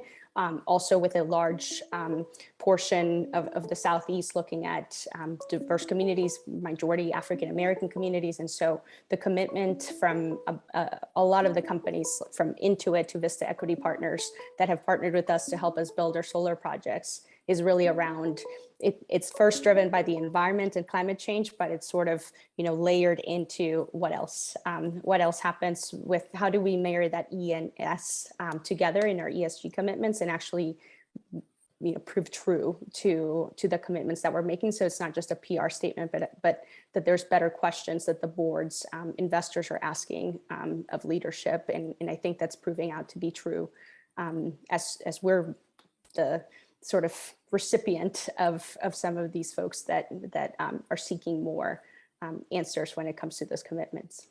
Yeah, absolutely. And I've also observed myself that there's been more women that have been coming into the ESG space and around sustainability, which is really fantastic. Sukhinder, you've been on boards and you have launched a company to help other women get on boards. How have you seen the climate around this change in that respect? Well, the board list started in 2015. And when we started, one of the theses was, why are private boards not diversifying their own boards earlier and adding both independence and diversity? Not only as a social, kind of impact metric, but really as a business imperative to try and, change the culture and performance of companies earlier in their life cycle. I think the climate has completely shifted around private boards. I think you would find, on the board list, our very first placement in 2015 was Series A. was a Series A board, but today it's much more common for us. 75% of the searches on our platform are private, which speaks to private company willingness to look at independence and board diversity both earlier in their life cycle. So that's a key change. Number two, everything legislatively, California Partnered Project, with a mandate on California companies leading the way, Goldman Sachs, NASDAQ, BlackRock, all the institutional and advisory firms support around diversity. And then, as I said, in the state of California, really legislation has definitely changed the outlook for board. And the number three is board terms are still an issue. But I would say what you see is net new board seats going to public companies are going to women and diverse candidates at a disproportionate rate, while board term, i.e. board turnover, continues to be an issue to be solved in the public board market. Yeah, no, definitely I think that all the larger institutional investors coming into the space and focusing on ESG and then governance and board transparency has really fueled a lot of that and driven that agenda forward. Elena, would love to get your perspective as well, as you've served on boards. This is now 100% what you're focused on. How do you see how things have shifted and where things are going? I'm really heartened by how things are changing, and I won't repeat some of the things that Sukhinder said, but there's obviously been legislative and policy change happening, which is good. It's unfortunate that it's taken that, to your point about going back to 2015, but it is making a difference. And I would say we're moving from sort of ESG sort of in aggregate to actually, governance relating to environmental and social. And so one of the things, just a theme that I'll add to what's already been said, is one of disclosure. I sit in a bunch of investor meetings, given my role as comp chair at Twilio, and really what I see them doing more and more in this, I think, really important way is asking for disclosure, asking for metrics, asking for change and trend lines over time. And I think I'm heartened that I'm working with companies that are ahead of the asks, but I think it's good that the questions are being asked at this point. And I don't think that was necessarily the case even a couple of years ago. So I think we're getting there. I think we're still slipping in the room in ones and twos. I really wish we would get to a point where it's half in our lifetimes. Maybe we'll get to that when we talk about what the future holds. But I do see definitely steps in the right direction. Yeah. Before we get to what the future holds, let's do a fun trick for a moment. I'm sure there are many of us, especially those who are listening here today, who wish we could go back 19 months in time, maybe 20 months in time, pre-pandemic, if we had the chance to. But putting that general wish aside, that I'm sure many of us share, if you could go back in time, and this is for all the panelists here, whether that's last week, Friday, or 15 years ago, or the moment before the pandemic shut everything down, what time would that be and why? And I'll go ahead and start with you, Elena. It's hard. I try not to look in the rearview mirror too much because I think it would drive me crazy if I spent a lot of time doing that. But I will say it's funny. I was talking to someone that I've mentored for a number of years last week, and she was talking about another colleague at Concur who made a comment about how demanding I was as a leader, yet how that made her better. And what I heard in that was, first of all, wonderful. And I'm grateful. And thank you for telling me that. But where my head really went was, I think I was a little bit too difficult. I think if I really think about those middle years of my career, you start your career and you do a lot of listening and a lot of learning and a lot of kind of proving yourself. And then you get into these executive leadership positions, which in smaller growth companies, you can be pretty early age-wise and life experience-wise. You find yourself in these executive leadership roles. And I'm not sure I really had the tools to do anything other than be as demanding on other people as I was on myself, which I think is a little bit of a tough recipe. And so I wish that I could go back to kind of mid-career, maybe 12 years ago, and just give myself a tap on the shoulder and say, you might want to relax a little bit. It's all going to be okay. You can keep a really high quality bar, but also be much more motivating, much more caring, and much more understanding along the way. Yes, yes. Relax a little. I think that's a good one for all of us to maybe think about and ponder this afternoon. Sukhinder, what about you? Where would you go back to and why? Well, first of all, I would just put all my children's young years on like a constant loop so I could just keep enjoying them. Because now that my children are getting older, I'm like, oh, they're not babies anymore. So I would probably just keep replaying that loop. They're cute now, but man, they were really cute. So that's one. But number two, I think what COVID taught me, which my husband always used to say to me, and I don't think we can say it's both a function of the work times, but also ourselves. My husband was always like, why are you spending all your time commuting? And I would just say, I have to. I have to. This is the job. This is the job. I have to. I have to spend an hour and a half every day in the car each way. And obviously in COVID, we all learned the cost of things like a commute, the cost of travel. So I think if I could go back, I guess I want the world of COVID to go, not COVID, but the lessons of COVID to arrive earlier for all of us, which is, we can still be incredibly productive and not have to travel all the time. When I think about the cost of my travel on myself, on my family, like for days I'm like, man, I don't want to live that life again. I don't want to give up any of the ambition, but gee, I really don't want to presume that all this travel is completely necessary because, I always thought it was until it wasn't. Mm-hmm. Yeah. The Star Trek moment of being able to beam into places kind of happened, but in a different way with COVID-19. Yes.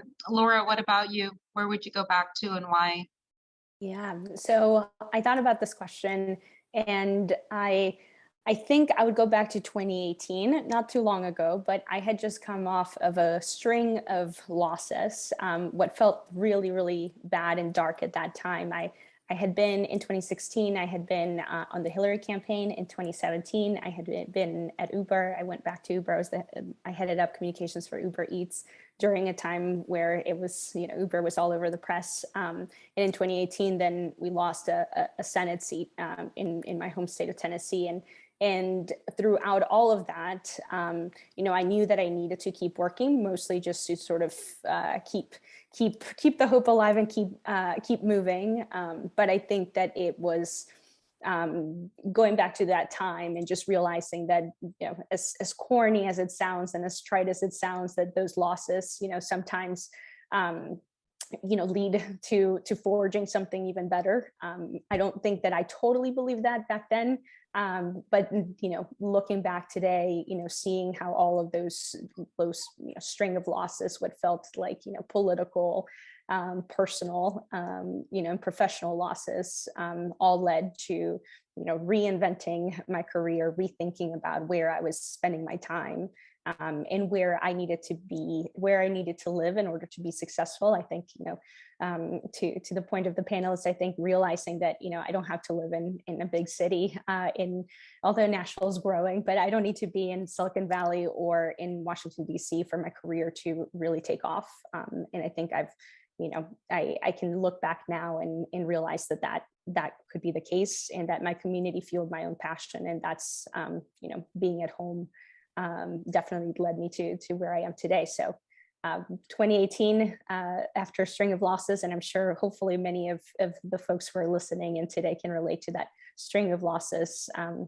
hanging in there and moving forward. Yeah. Well, I mean, at the risk of sounding corny myself for a moment, Laura, what is the phrase? Just when the caterpillar. See, I already messed that one up. I'm going to wish I could go back 20 seconds. Okay, we're going to go back. Just when the caterpillar thought its life was over, it came out as a butterfly. So, but I think our time is up here, Laura, Elena, and Sukhinder.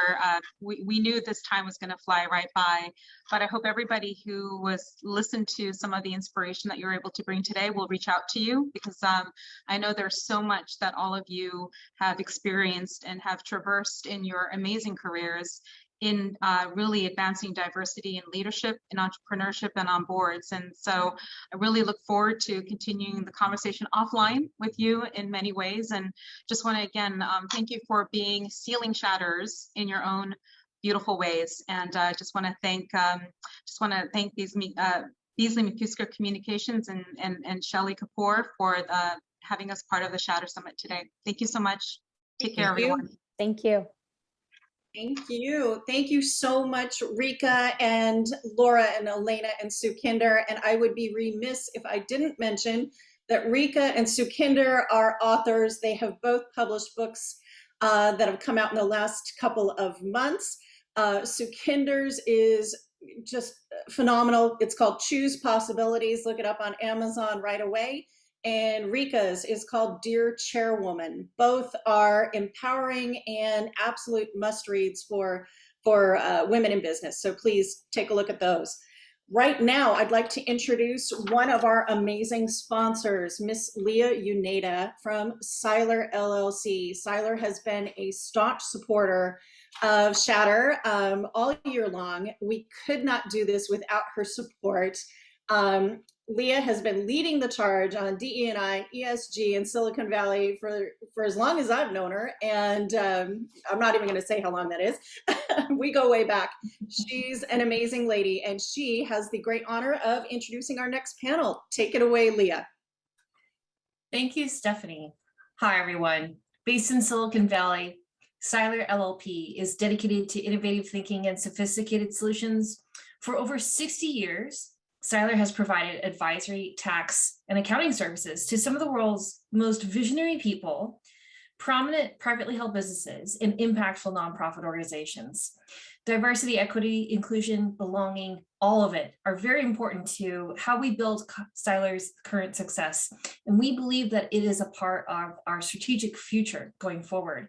It's an honor as an accounting firm to partner with organizations to do their equity pay audits and how they can bring that data forward and help us create a stronger and more equitable world. Please help me to welcome two incredible women. Host of MSNBC's Morning Joe, Mika Brzezinski. She is the author of 3 best-selling books. And in 2015, she is the author, in 2015, she founded Know Your Value, a nationwide movement in partnership with NBC Universal to support and empower women to recognize their value in business and in life.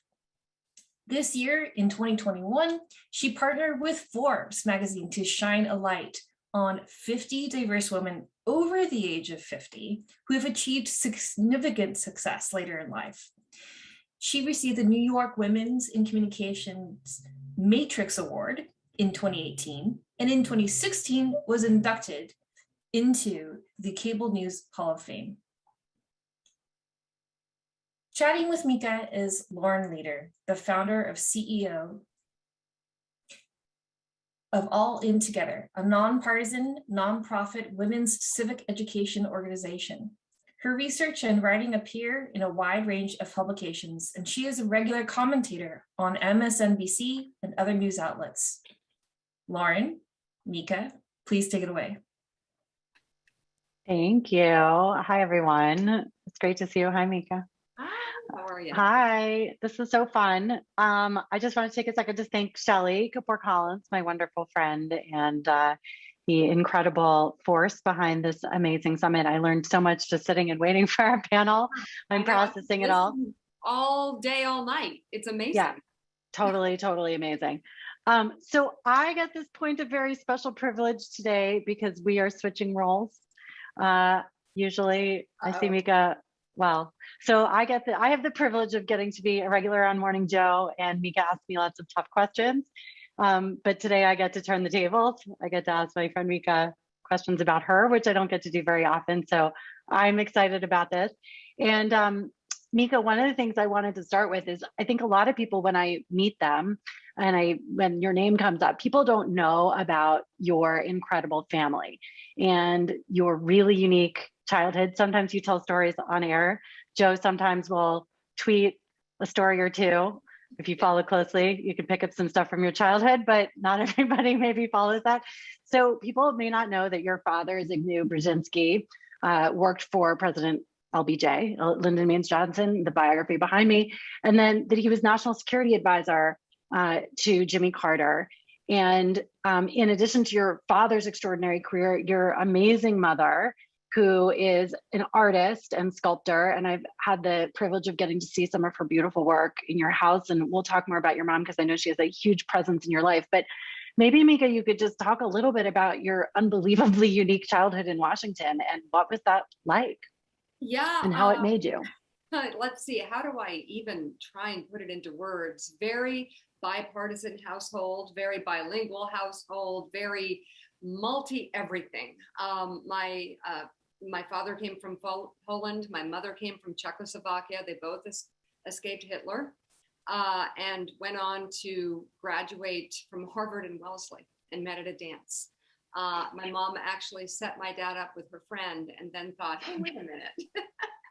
So, and they had a 64-year romance, their marriage, before my dad died. Amazing. But it's not just the major differences between them, with my dad being a foreign policy thinker and a geostrategist, and my mom being this incredible artist with, pieces around the world in bronze outside the Federal Reserve in Washington, in Prague, all over the country. She's got a show coming up in New York next month. Oh, I'm sweating, but they're massive. They're like several tons. She works with wood trunks. She works with a chainsaw, an axe, and a chisel, and has all my life. And I have incredible stories growing up because we're a family of hunters, of like dead deer and sawdust in my mom's hair and a White House dinner and dinner with the Pope all in 1 week. But then there's my brothers who, I was sort of like the runt of the family. Everybody in my family is brilliant and multilingual. And both my brothers, Ian worked in the Bush administration. He's a hardcore Republican and, many degrees, incredible.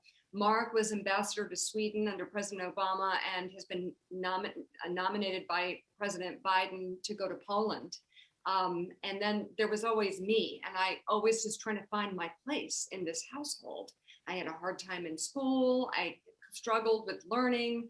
I didn't feel like I fit, but I did find my place, which kind of brings us to where we are today, with my role on Morning Joe. And that was as like the family diplomat, the person who kind of smoothed the rough edges with a joke, or brought people together when it got a little rough at the dinner table.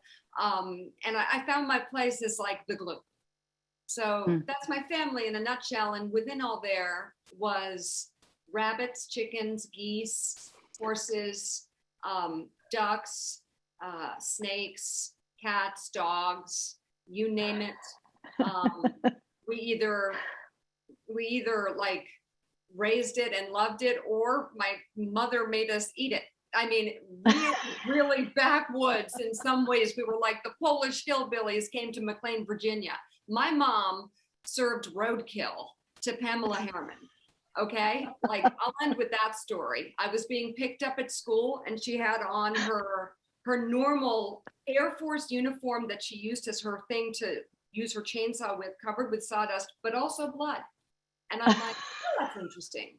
Usually like if she's doing a carcass, it's not right before she picks me up from school. So what's going on? I get in the car, and Lauren, I feel like we're not alone. You know that feeling? And I look behind me and I see a hoof. And I'm like, what is a deer doing in the car, Mom? And she's like, oh, I found it on the side of the road, and I think it's going to be perfect for Thursday night. And you know what? I split it with a farmer, and it was still warm. Don't worry. I got the best part. He doesn't even know I got the best part. And I'm thinking, there's so many things wrong with this. I don't even know how to respond. But cut to Thursday night, and I'm serving because, of course, she didn't get help. It was me.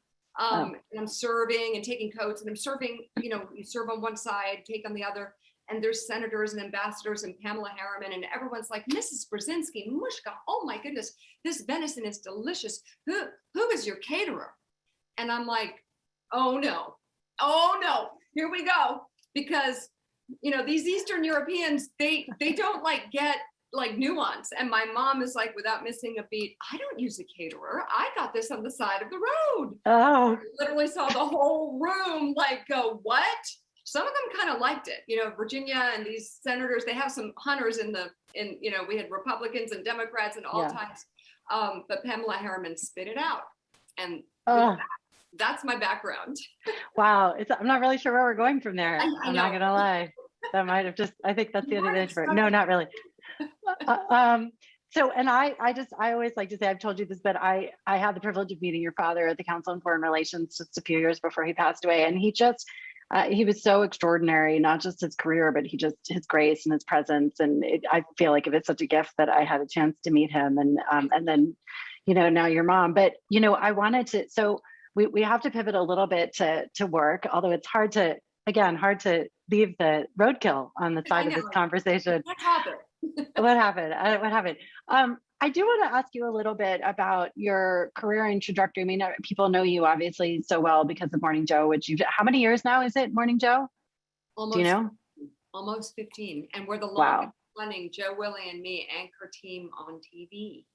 It's amazing. That's incredible. I mean, for television, that's just unheard of to have that kind of cohesion for so long. So tell me about, so I write for Know Your Value, and we do a lot of stuff together around Know Your Value. It's one of my favorite things about what you do, but I actually don't know the sort of origin story of why you founded it and what that triggered that, because obviously, look, you've had tons of success in your professional career, which makes it sort of funny that you felt you were the run to the family, because it seems like you turned out pretty good. But you know, you had this very successful career in media. You could have done anything, but you clearly were super passionate about supporting other women. You had lots of experiences, I'm sure, in your career. You came up in the news business at a pretty tough time. But you were compelled to do more than just be on screen, to build this, really it's become an institution, Know Your Value, to inspire other women. You wrote 3 books around it. And one thing I just have to say about this, which I've of course told you, but everywhere I go, people tell me their Know Your Value stories. They're constantly sharing with me, you know, the day they went and asked someone for a raise, you know, asked their boss for a raise after reading something on Know Your Value, or, you know, decided they were going to, you know, stick to their guns before accepting a low offer on their company. You know, all kinds of amazing things have clearly come from your inspiration. But tell us why you decided you wanted to do this, and why you still do. I love it. It's my passion. It's not a side hustle. It's the #1 thing in my life, honestly. You know, it has a lot to do with 2 things. Number 1, my dad made me pay for everything. The guy would send me a bill for 12 cents if I used his phone at his house in Maine. I mean, there was such an understanding of the value of money and like what you are entitled to in our family, and like the hunting, that's all had something to do with it. They were very, they did not let us kind of just float on his laurels, you know, riding his coattails. So I had an early understanding of sort of the cost of living and what it took and what everything cost. But more importantly, I knew how blessed I was to have such an incredible family, including my grandmother, who spoke 12 languages and was an interpreter in World War II on the Czech side. And she was the grandniece of Edward Beneš, president of Czechoslovakia. And my family offered so much support in terms of constantly trying to educate us in many ways, between cultures, not just school, but in life and in travel. And I found it hard when I was at work in television, knowing my value. And I thought to myself, my God, if I'm struggling with this and I keep, you know, getting the lowest contract and missing the moment, I can't imagine what this is like for everyone else. And this is wrong that I feel this way. And I wrote the book, Know Your Value, thinking that like I had some stuff to learn. I interviewed amazing women from across businesses and government, and they actually all struggled with knowing their value. So I discovered in the research for the book that this was a universal problem. And there were so many different reasons that we won't get into now as to why, but it exists and it was universal. And that men tend to like aspire and ask for things 2 years down the road, 10 years down the road to compared to what they deserve. And women are still trying to prove themselves from 2 years ago. And so when I wrote about my journey and all the mistakes I made and what to do and what not to do, the book had such, Lauren, it had such a response. Women were running up to me and read your book, I got a raise. I was put on all these lists and it was highly sought after, the book, but it was the reaction that I would get wherever I went, all walks of life, all backgrounds, all ages and stages of their careers. I read your book, I got a raise. And I thought, my God, I have to do something with this. This feels so important. This feels like my calling. That's amazing. And it is, the impact is wide ranging and I love being part of it. I have to just say this because I get the chance to say this now, Mika's the real deal on supporting women. And I think it's important that people hear that on this call because we've all, I think sometimes have had experiences with folks who are not necessarily as sincere and committed to that as you are. And it's obviously been enormously meaningful to me, all the ways in which you've supported me and not just friendship, but really going to bat for me. And that I think is really extraordinary and part of the ongoing message that you've shared, your value, and then also in the 50 over 50, which is where I want to end in a second. But, how far it goes when women really go to bat for one another. And this whole summit has been about women investing in women, women supporting women. So I just wanted to acknowledge you publicly for a minute for being the real deal on that front. And I know how seriously you take it. So thanks. I don't deserve it. I appreciate it. We all You should. do. We all do it. We should all do it. So I want to talk about 50 over 50 before we wrap, because this is the other passion project for you, which I also hear about nonstop from everyone, everywhere I go, because people love this so much. And the interviews were incredible. Anyone who hasn't seen this, go see it. And for sure, make sure you're following Know Your Value on social media and following Mika. But can you just talk for a minute about what you've gotten out of 50 over 50, like what you've learned from it? I know you've been really personally inspired. It's made you feel a whole new level of motivation about hopefully the long runway we all, God willing, will have in front of us after 50. But can you just share your favorites from that? Because I know you love it so much. Oh, absolutely. Know Your Value has been, we have Earn It for, women in that first, second, or third job of their career, something I put together with Daniela Pierre Bravo and had her write the book with me and showed her value by giving her all the book money, which I think at the level we're all at, we all should be investing in each other in small ways and in big ways and literally showing women their value, because sometimes it takes that effort to sort of roll up your sleeves, dig deep, negotiate someone's contract, send some money their way for something they do that's valuable, show them their value. And, I learned at the very first Know Your Value event in Hartford on stage, where I had 5 finalists who had to pitch off on stage for 1 minute why they deserved $10,000. And the winner was this woman who was fired from Wall Street, who had opened a secondhand store in Madison, Connecticut that had become the hub for moms. And she was going to use the money to really create a website for that sort of communication in Madison, Connecticut. And she was amazing. And she had like a tube coming out of her arm. And when I hugged her because she won the $10,000, I was like, Darcy, are you okay? This is like 7-8 years ago. And the balloons are coming down and everyone's applauding. And she's like, yes, I had heart surgery 48 hours ago, but I knew my value. I was practicing on the stretcher, wheelchair backstage. And I was like, could someone, oh my God, please get her. But then the runner-up was this 28-year-old single mom who wanted to go to college. And she wanted to go to Bay Path College. She mentioned that in her pitch. And this woman, as I was closing the show, said, I need to talk. I need the mic. And she looked perfectly elegant. So I gave her the mic. I said, we have one last announcement. And she said, I am the CMO of Bay Path College. Young lady, Jenifer Hotchkiss, see me on Monday. We're going to give you a full ride. And the entire 500 women in the Marriott Marquis downtown Hartford all went, oh my God. And we all started crying. And at that moment, I knew that Know Your Value was about putting yourself out there and teaching other women to put themselves out there, because if you don't put yourself out there, You never know what could happen. And that inspiration can really drive young women as you train them and inspire them and let them learn to fall and get no's and have it not work out. But 50 over 50 came along just over the past year. And it has totally taken Know Your Value to like a new level.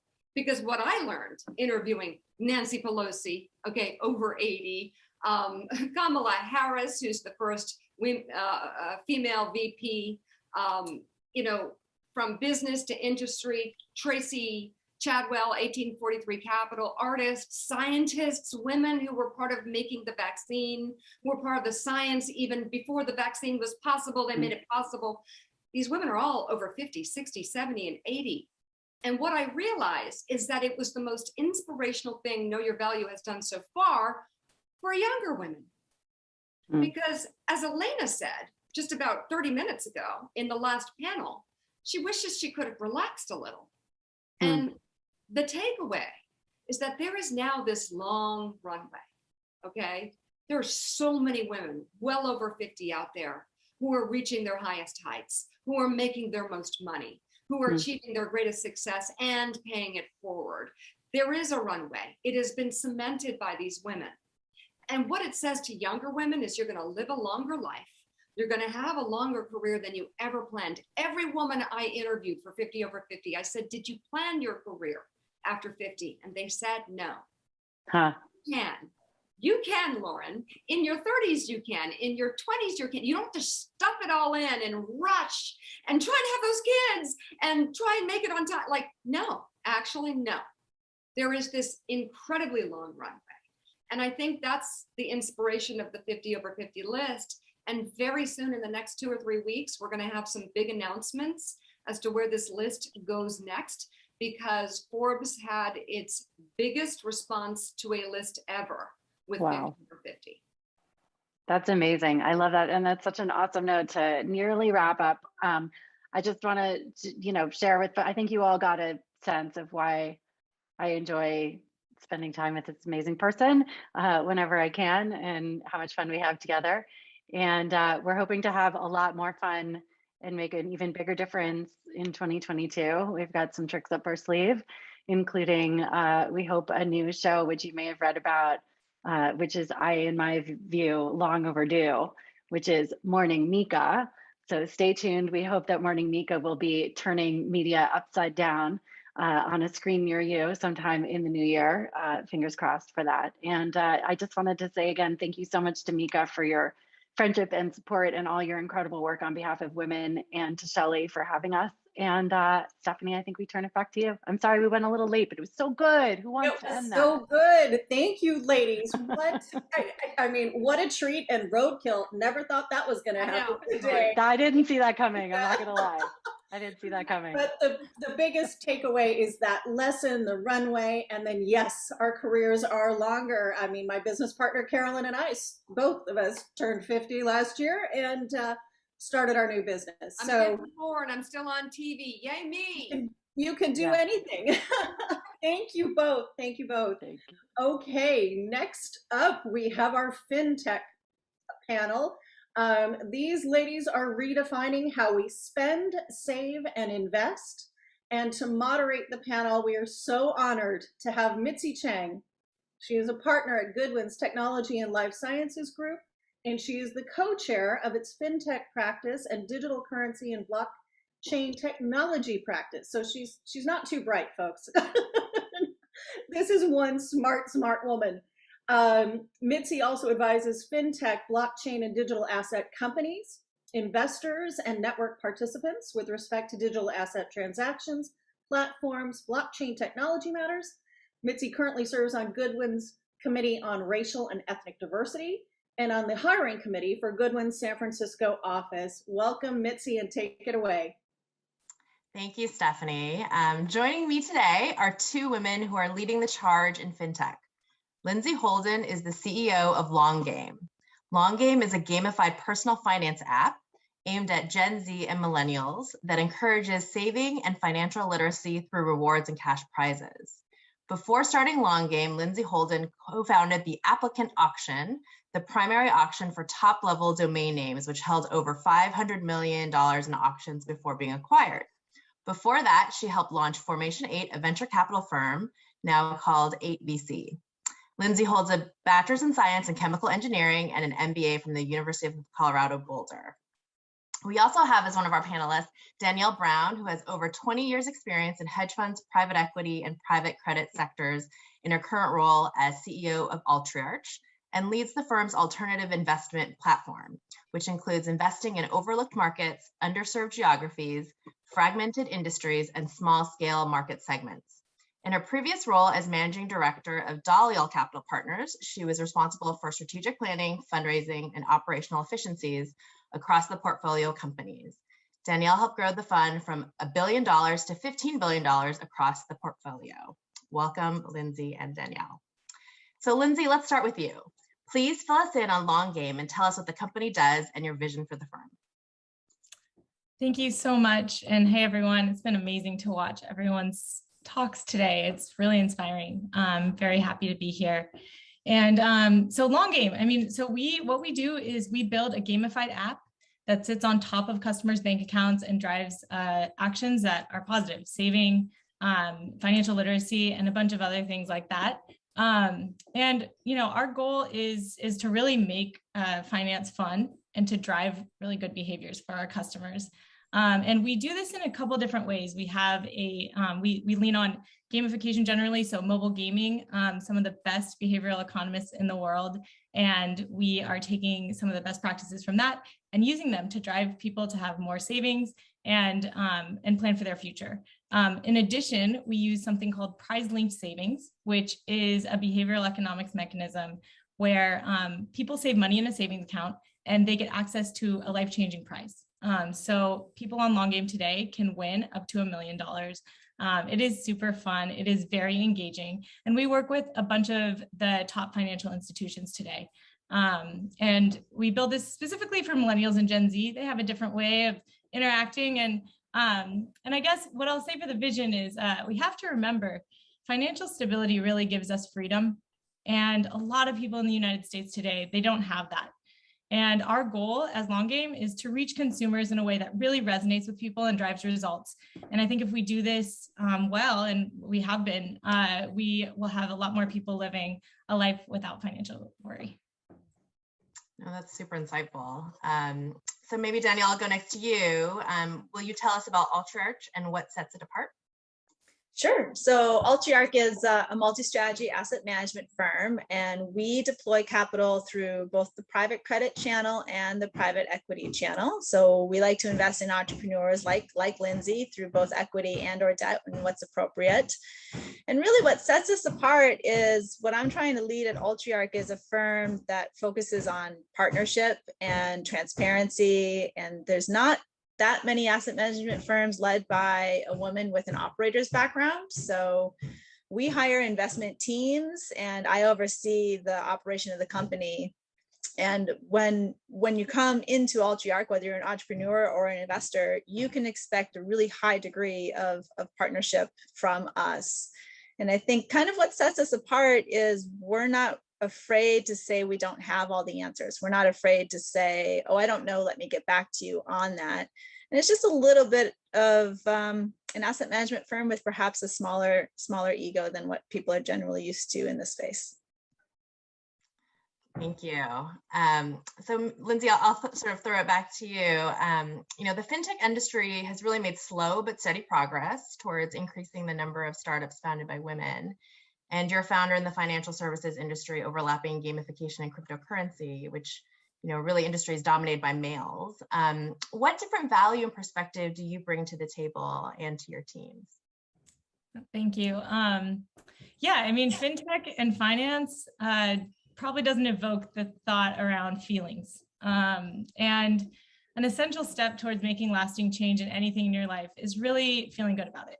And so one of the challenges that we have as a company, and something we think about often, is solving this really hard problem around how do we get people to feel good about their finances and engage with them.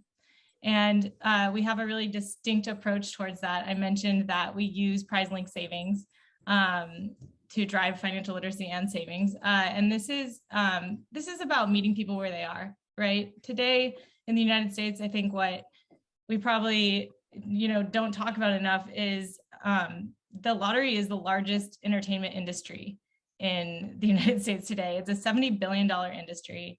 And that is people that are putting money towards the idea that they could potentially change their lives. And I think what's so powerful about prize-linked savings is that we're taking that idea and actually putting it towards helping people fundamentally change their lives by putting money into a savings account. And so I really like that about kind of the feelings approach of like, hey, we're taking something, meeting you where you are, making it into something that you enjoy, and by the way, helping you to have the right behaviors as you're going. And I'd say even more broadly, just emotional awareness is, I think, a really important idea of how both I run my company and how we're approaching the problem today. Great, thank you. And sort of pivoting off of that, Danielle, when you think about changing the way we invest, what comes to mind? Well, I love what Lindsay's doing for the everyday investor and providing consumers with that financial literacy. I think that's really great. But when I think about the way to change investing, my mind always immediately goes to professional investors and how we can better serve our institutional clients and even the communities in which we're investing and the entrepreneurs with which we're investing. And I think that kind of goes back to what I was saying a little bit at the beginning. I think approaching this entire industry with more transparency, more open-mindedness, fewer sharp elbows, more ability to partner with people and say, Lindsay, I don't know about this particular aspect of your business, but I'm intrigued. Can you educate me? And so kind of partnering with that entrepreneur and saying, okay, I like that, and working towards me finding the solution that works for my investor base. I'm delivering the returns they expect me to. I'm good partners to the entrepreneur. I'm helping them grow their business to meet their metrics. I think just really approaching it from that particular lens is how I think about changing the way people or perhaps institutions invest. Great. And I guess maybe sort of pivoting as we sort of, close in on the end of the session, our differences can often be our greatest strengths. We need to own them. And with that in mind, Lindsay, as a female CEO, what do you view as your superpower?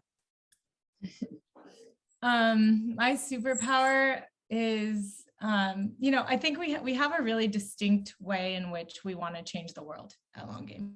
We really we're taking something we have a really differentiated approach, and it is a very strong vision. And I think having enthusiastic involvement in that vision, really moving towards something that's big and exciting is just so useful as a CEO. It's authentic. It brings people in, helps to bring in like top talent, to retain people. It brings in investors. And so I would say, this is something that both I have innately, but that I've cultivated over time to really say like, hey, we're putting a stake in the ground on something really difficult, and people that want to be on that mission with us really resonate with that. Great. And Danielle, your firm focuses on providing debt and occasionally equity to companies. How do you think asset management firms can contribute to changing the way that people spend, save, and invest? Well, I think that it should begin with your own company, with my own asset management firm, really making sure that I provide access to a 401k, that I provide matching, that I am actively educating employees about the benefits of that. Because you would think employees within the asset management firm naturally know this or naturally do it, but shockingly, they don't. So even though we're within this industry of finance, making sure that the educational materials are there for our own employee and that we're encouraging that good behavior, I kind of think maybe we should look at applying the Long Game technology to getting people to sign up for their 401k when you join a new company. That's something that could be really interesting, because so many folks don't sign up for that free money when they join a new firm. So I think it starts at home, at your employment base, with the company that I run. But I think it's also more impactful, or asset management is more impactful in the way that we can change spending, saving, and investing just just by witnessing the rise of the challenger banks and non-banks, how they're winning more and more consumers and more capital from investors, that has been so disruptive to the way that the consumers are using and spending money, that I see that continuing to go to the way that they're saving and that they're investing. I see that snowball effect beginning to take effect. You know, really the entire fintech market has provided this easier access to financial literacy than my generation. I remember being like, Mika was talking about on the prior one about her dad charging her 12 cents to use the phone. Well, my parents would give me a small allowance and they would make me save 15% of it. So I would have to go to the bank. We would go to the bank. I was 10 years old, go to the bank, open a savings account, and they'd give me my allowance and I'd have to put it in there right away. That was the foundation of my financial literacy, but not everybody has families or parents that do that. So I love the fact that I'm in an industry where we can invest in big thinkers and what entrepreneurs are doing someplace like the long game. That's awesome.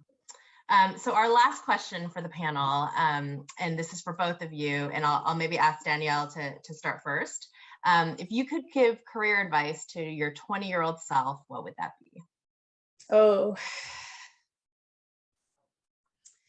and it's something I still work on today, but you don't have to answer every single question. Sometimes it's best to say nothing and do nothing.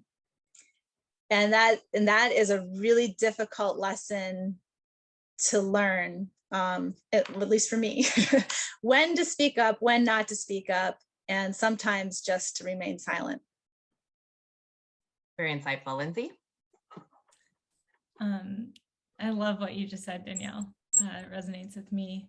When I was reflecting on this question, I was thinking, one of the things it's really funny because all of the people that have answered similar questions to this on this panel are all just like, oh, I was such a go-getter, and like, I didn't really need to be such a go-getter, and like, you know, but mine is similar to that in that just paying attention a little bit more and being a little like more conscious in the decisions you're making, and when someone's giving you feedback, whether it's direct or mostly indirect, that you're able to kind of process that, take it apart, understand it, apply it. But at the same time, I would say for younger women in their careers out there, be open to taking more risk. Risk is such a good thing to do when you're young, and it's something that I've done well, and I really am happy that I did that. And I think that, yeah, just go for it. Great. Well, thank you both so much for sharing your insights with us. Back to you, Carolyn. Thank you, Mitzi, Lindsay, and Danielle, for your important insight advice. Great tidbits in there, ladies. Thank you so much for your time. So our next panel focuses on entrepreneurs in the ever-growing space of sustainable fashion. Our moderator today is Cara Smith, and Cara serves as the chair of Rockefeller Philanthropy Advisors, Fashion Makes Change. She is also Global Managing Director at Accenture in Resilient Responsible Retail Sustainability, founder of the Responsible Business Coalition, and a Gabbi Fellow at Fordham University. Cara is a fashion industry veteran who has held executive roles at Jill Sander and Burberry. She was the founding director of the Fair Fashion Center and VP of Glasgow Caledonian New York College. Welcome, Cara. Welcome, ladies. Thank you so much, Carolyn. What an amazing day in conference, and I'm so pleased to be here and to introduce our panelists, Tina Bobrani and Stefanie Benedetto. Tina is CEO of Area, considering people and planet when making footwear that is 110% sustainable, and also co-founder of Figure 8, which is a sustainable retail concept that reimagines the ecosystems of sustainability, retail, and luxury, taking a 360-degree approach to using the power of community collaboration and connection. And Stefanie Benedetto is the CEO of Queen of Raw, AI-powered and blockchain-enabled software with an integrated marketplace for buying and selling unused textiles, which is keeping them out of landfills and turning pollution into profit. So thrilled to be with you both, and would love to just kick us off hearing super brief your story, career path, inspiration, how you got here, and maybe Tina, you'll get us started. Thank you so much, Cara. It's an honor to be here today with everybody. What a great day, as you said, and thanks so much, Shelly, for organizing this. I started my career in an industry that I love so much, the fashion industry, right out of college. Even though I studied finance, I got a job working at Donna Karan in the international business department and was there for about 7 years, my first 5 years in New York and my last 2 in London.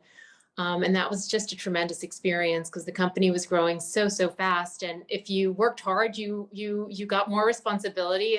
And back then, it was crazy to think how much responsibility I had at a young age. And then I moved back to New York for personal reasons. And I met the founder of Theory.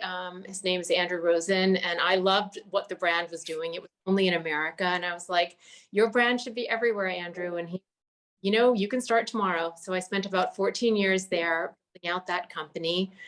And then when it was in me time to do something else, I was approached by Dolce & Gabbana to run their North American business, which I did for a couple of years.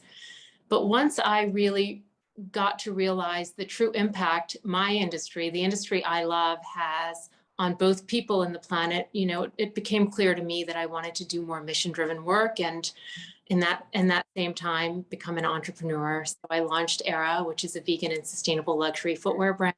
More recently launched Figure 8 as a platform to show sustainable luxury brands at retail. Thank you. Yes, so you've had quite a journey, and I'm looking forward to asking some more questions and diving in deeper. And just, Stefanie, if you would do the same. I know we talked a little bit the other day about your amazing journey to get where you are. So if you would just share a bit, would be great. Thank you so much. I'm thrilled to be here with everyone. Unlike Tina, I did not come from a traditional fashion background. However, my family has actually been in fashion and textiles in New York for over 100 years. It started in 1896. My great-grandfather was an immigrant. He came over on a ship from Austria, and he actually landed at Ellis Island and settled into the Lower East Side of New York. He had to make a living for his family. So what did he do? He found materials and supplies nearby, old fabrics and furs and things immigrants had brought over on the ships with them, but they weren't using anymore. And he would repurpose them into the most beautiful fashion garments and resell it to local customers. And it was an incredibly profitable, successful business. And of course, he didn't talk about it as sustainability, right? But at the end of the day, that's very much what it was. To what Tina said, it made sense for people, for planet, for profit. I didn't do the family route. I was on Wall Street as a corporate attorney, but I did end up specializing in fashion, technology, and sustainability. So I guess at the end of the day, right, we get back to our roots and who we are. And when the market crashed in 08 and 09, similar to what's going on in the world today, I took that as my opportunity to go out journey into entrepreneurism and build a business and go change the world. And yeah, that brought me to looking at this issue of waste and inefficiency and our vision with Queen of Raw. How can we use technology to get back to the way my great-grandfather did business? So excited to go change the world together. Yes, I love this story. So what I'm going to ask you to both do is a bit of myth busting with me, if we could, because I think there's certain perceptions about sustainability when it comes to fashion that need a bit of adjusting. So Tina, I'm going to ask you to start to talk about luxury and sustainability. I think often we see these worlds as completely separate, and I'm hoping you can talk about how they coexist, how we can shift people's mindset on sustainability and beautiful aesthetics, if you'd help us. Absolutely. There is a large misconception that the two are mutually exclusive. And quite honestly, I don't think people are going to buy a product that's just sustainable. So we've got to look at aesthetic and quality and fit. And that was a challenge that I was really happy to take on when I launched my company, Era. I wanted to prove that luxury, style, quality, and design could go hand in hand with sustainability. And thanks to material science, innovation, and technology, and new ways of looking at things, that is possible today. I mean, who would have thought that Hermes is developing a bag that is going to be made out of mycelium or a lab-grown mushroom leather? So, there's a lot of opportunity with what's going on. And I think really it's thanks to the innovation and the awareness that's driving that innovation today. And then likewise with Figure 8. So Figure 8 is a luxury and it's a sustainable luxury pop-up in Soho. And I built it as a platform to display the shoes, quite honestly, but then, figured we were better in numbers. So have about 24 brands with me that are digitally native that needed an opportunity to show their products. And, the vision was to show how brands are, doing great work in the space, in a space that's designed completely sustainably, and people come in and they can't believe that it is an ethical and vegan and sustainable space. So I think we've got to work hard. We've got to do what we can to change the misconceptions and it's happening. Yeah, I have to confess, I was at Figure 8, had the opportunity and the pleasure, and it really is the place where luxury and sustainability collide. So everybody should visit the pop-up. More myth busting if we can. And Tina, Stefanie, rather, I would like to come across to you and talk about another big, maybe misconception. Is there an intersection between profitability and sustainability, identifying and monetizing unused inventory? Can you talk a little bit about how these responsible business models are coming to scale, if you would? Absolutely. And I think you're right. There's been this myth for so long that sustainability, that S word that means so many things, right, to so many people, has to cost you more money to participate. And the good news is that by focusing, for example, on a business's waste or your unused inventory, you can actually sell it today and make money. And then the brands and retailers can take that money and put it back into doing other good work in their supply chains, right? Without their overall CapEx expenditure going up. They can then pay their workers more. They can innovate digitally for their supply chains. They can use more sustainable materials. And I truly believe with everything going on in the world, that is not only how we are going to survive, but truly thrive. Think about it. If you were to go to a brand or a retailer or any company and tell them, we're going to make you 100% sustainable end to end by 2030, right? You'd be paralyzed. Where do you go and what do you do on day one? But by explaining to companies that you can actually use your waste, sell it today, make money, and then start to grow and do better up and down the chain, that's a clear step one that makes economic sense. And at the end of the day, as we've been talking about, sustainability to me is about building solutions that truly make sense for people, for planet, but also for profit. And I want to encourage everyone from fast fashion to luxury haute couture, from individuals to the biggest Fortune 500 to be a part of this solution, because changing just a small percent of the way the big brands and retailers do business, that can have such a massive impact on our world and help us build for that supply chain of the future that is more on-demand, digital, local, and sustainable. And I am very much of a self-confessed sustainability nerd. And I love numbers. So I noticed lots of them on your website about what's being saved and so on. Would you give us a couple of facts and figures? Happy to. So, obviously my mission is to solve the world's water crisis. And my focus is textiles, which by some accounts is the second biggest polluter behind oil and agriculture of clean water globally. And little known fact, the textile industry is $1 trillion market and growing, and 15% of that ends up as waste every single year. So through COVID, it's actually now over $250 billion in stuff just sitting in warehouses collecting dust are going to get burned or sent to landfill. And that one t-shirt, if you think about it, it takes an average 700 gallons of water to produce it. That's actually enough clean water for one person to drink around the world for 3 years. And over 2 billion shirts are sold around the world every single year. And I mention that because while fashion and textiles is damaging to our world's water, it also means that rethinking business models, fashion and textiles have the power to solve the world's water crisis. And I'm really excited. We've saved over 1 billion gallons of water to date. We're just getting started. I'm doing it for my children, right? I want them to have clean water to drink, clothes that aren't toxic to her, and a planet to live on, so we can change the world. Listen, I love this fashion as a solution, and I know that Tina does too. Tina, just building on the idea of numbers, I'm wondering if you could talk a bit about evidence. So we've sort of mentioned here that the definition of sustainability is getting a bit muddled, perhaps, and maybe customers are not trusting claims. Can you talk a bit about science, third-party certifications, life cycle assessments playing a role, if you would? Absolutely. To me, the word sustainability means everything and nothing. And, what will become increasingly important is measurability, is science, is, third-party analysis, and ultimately certification. And for two reasons. One, I think it's impossible for a company to measure its own impact on its own. So you need help from a third party. We worked with SCS Global Services at ERA. They're also helping us with Figure 8. And basically they conduct a life cycle assessment and measure every single area of your business so you can see where you need to improve, change, or do better.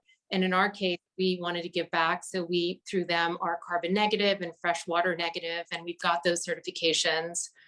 There are other companies like Positive Luxury, which is out of London, that offers the butterfly mark to luxury brands that meet high standards of innovation and environmental performance. So companies can look to getting awarded the butterfly mark. And last, I'm proud to say our company's in the very last stages of being awarded a B Corp certification, which to me in a lot of ways is the gold standard of certification in the industry. And it really makes you look internally at community, workers, governance, customers, and environment. And it's a rigorous exercise, but I think it's worthwhile because it just makes it easy to have that stamp of approval, both to keep companies honest, but also for customers to be able to make easy decisions. And interestingly enough, just a couple of days ago, Chloe under Gabriella Hearst announced that they're B Corp certified, which is the first luxury company to be B Corp certified. So I feel like a trend is starting, which excites me quite a bit.